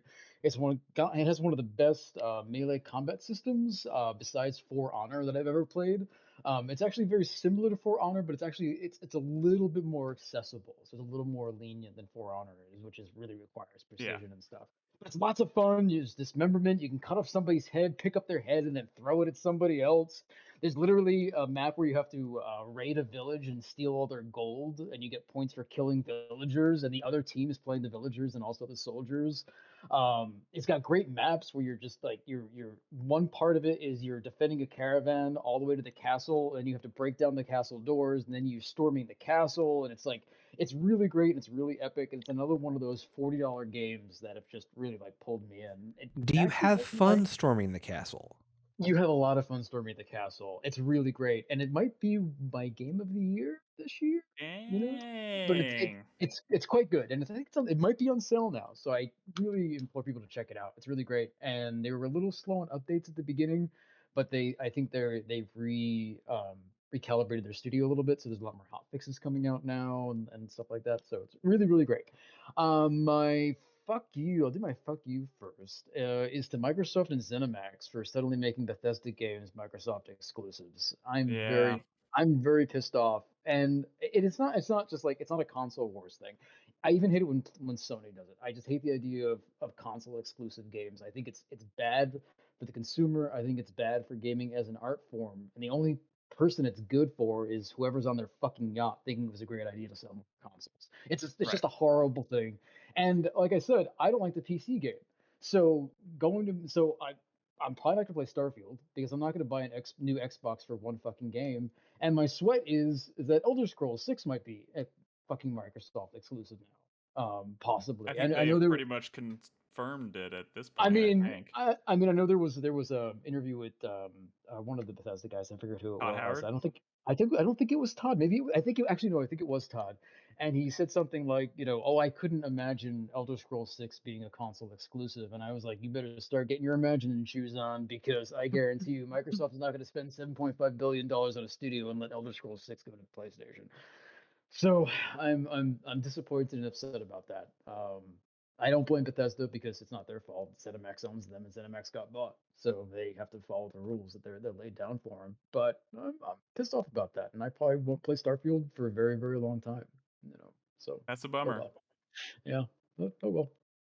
And that's it. All right. That's it. All right. Then my 4-player minute starts now. My first hype, obviously, The Matrix Resurrections. Very, very, very excited. I mentioned this on Twitter. I still remember one of my favorite movie-going experiences I've ever had was going with like 3 of my friends. One of their dads took us to the movies because it was rated R. Couldn't go alone. We didn't even know what it was. All we knew was that it looked like sci-fi and we were into it. So he took us to the theater and we sat in that theater not having any idea what we were in for. And I walked out of that theater like a changed man. I was like, that was the coolest shit I have ever seen in my life. Boy. And that trailer struck all the right notes for me. I tend to be a pretty big fan of sequels when done well. So I'm hoping this isn't, I'm hoping this is not just another Reloaded or Revolutions, and that it just kind of ends up being another kind of flat sequel that is okay, but not nearly as brilliant as the first one. But if it is still, that doesn't really matter either. I think the excitement of the Matrix is more than anything just because you don't really know what you're getting, especially when it's been so long.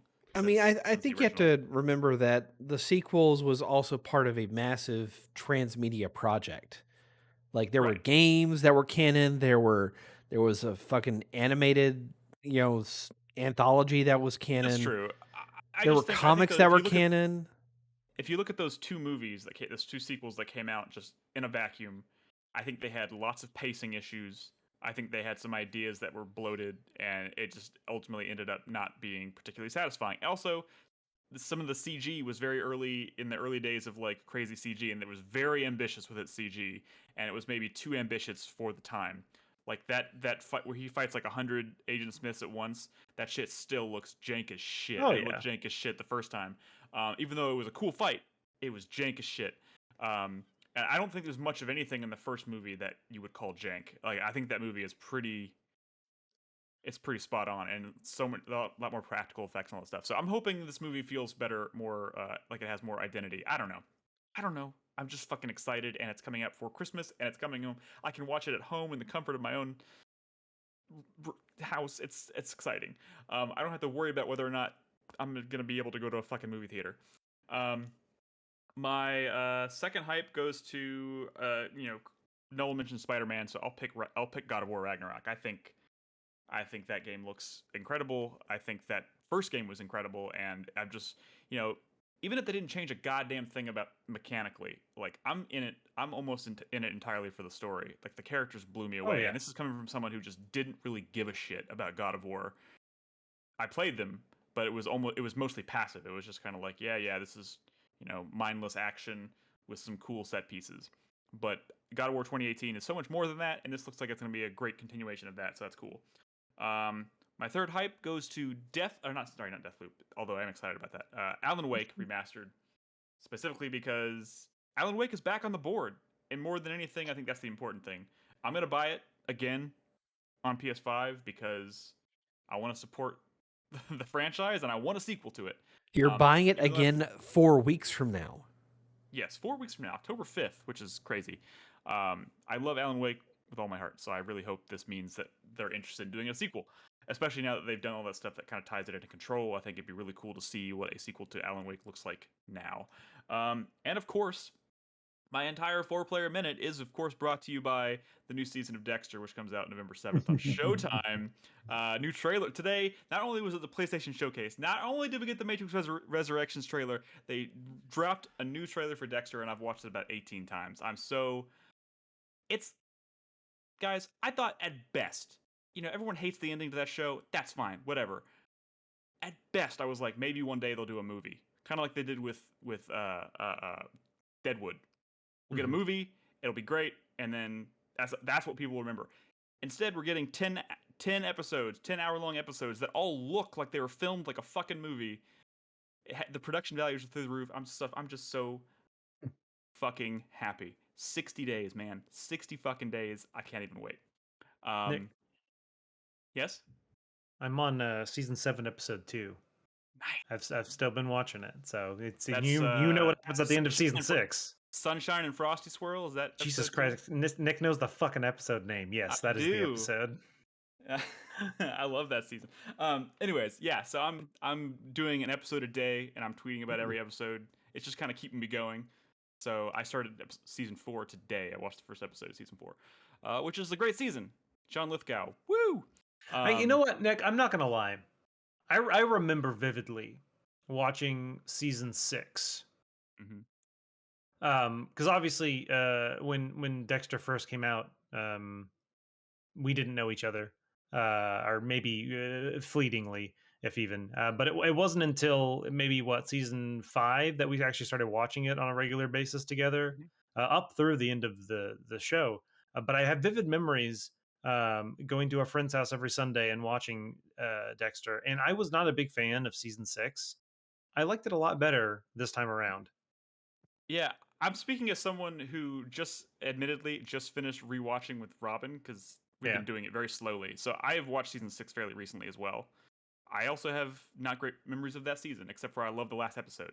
But I did like it the second time around. I was like, okay, that was better than I remember. Yeah. I didn't quite feel the same way about the last season. Oh, I'm sure I'm gonna watch it just because, you know, but yeah, I still have very negative memories about the last season. I'm sure those will persist, but yeah. Yeah, I mean, I enjoyed it because it's like one of those things. Like, how can I? It's like, you know, even though I don't like this season very much, it's still like one of my children. I'm gonna fucking watch it and enjoy it.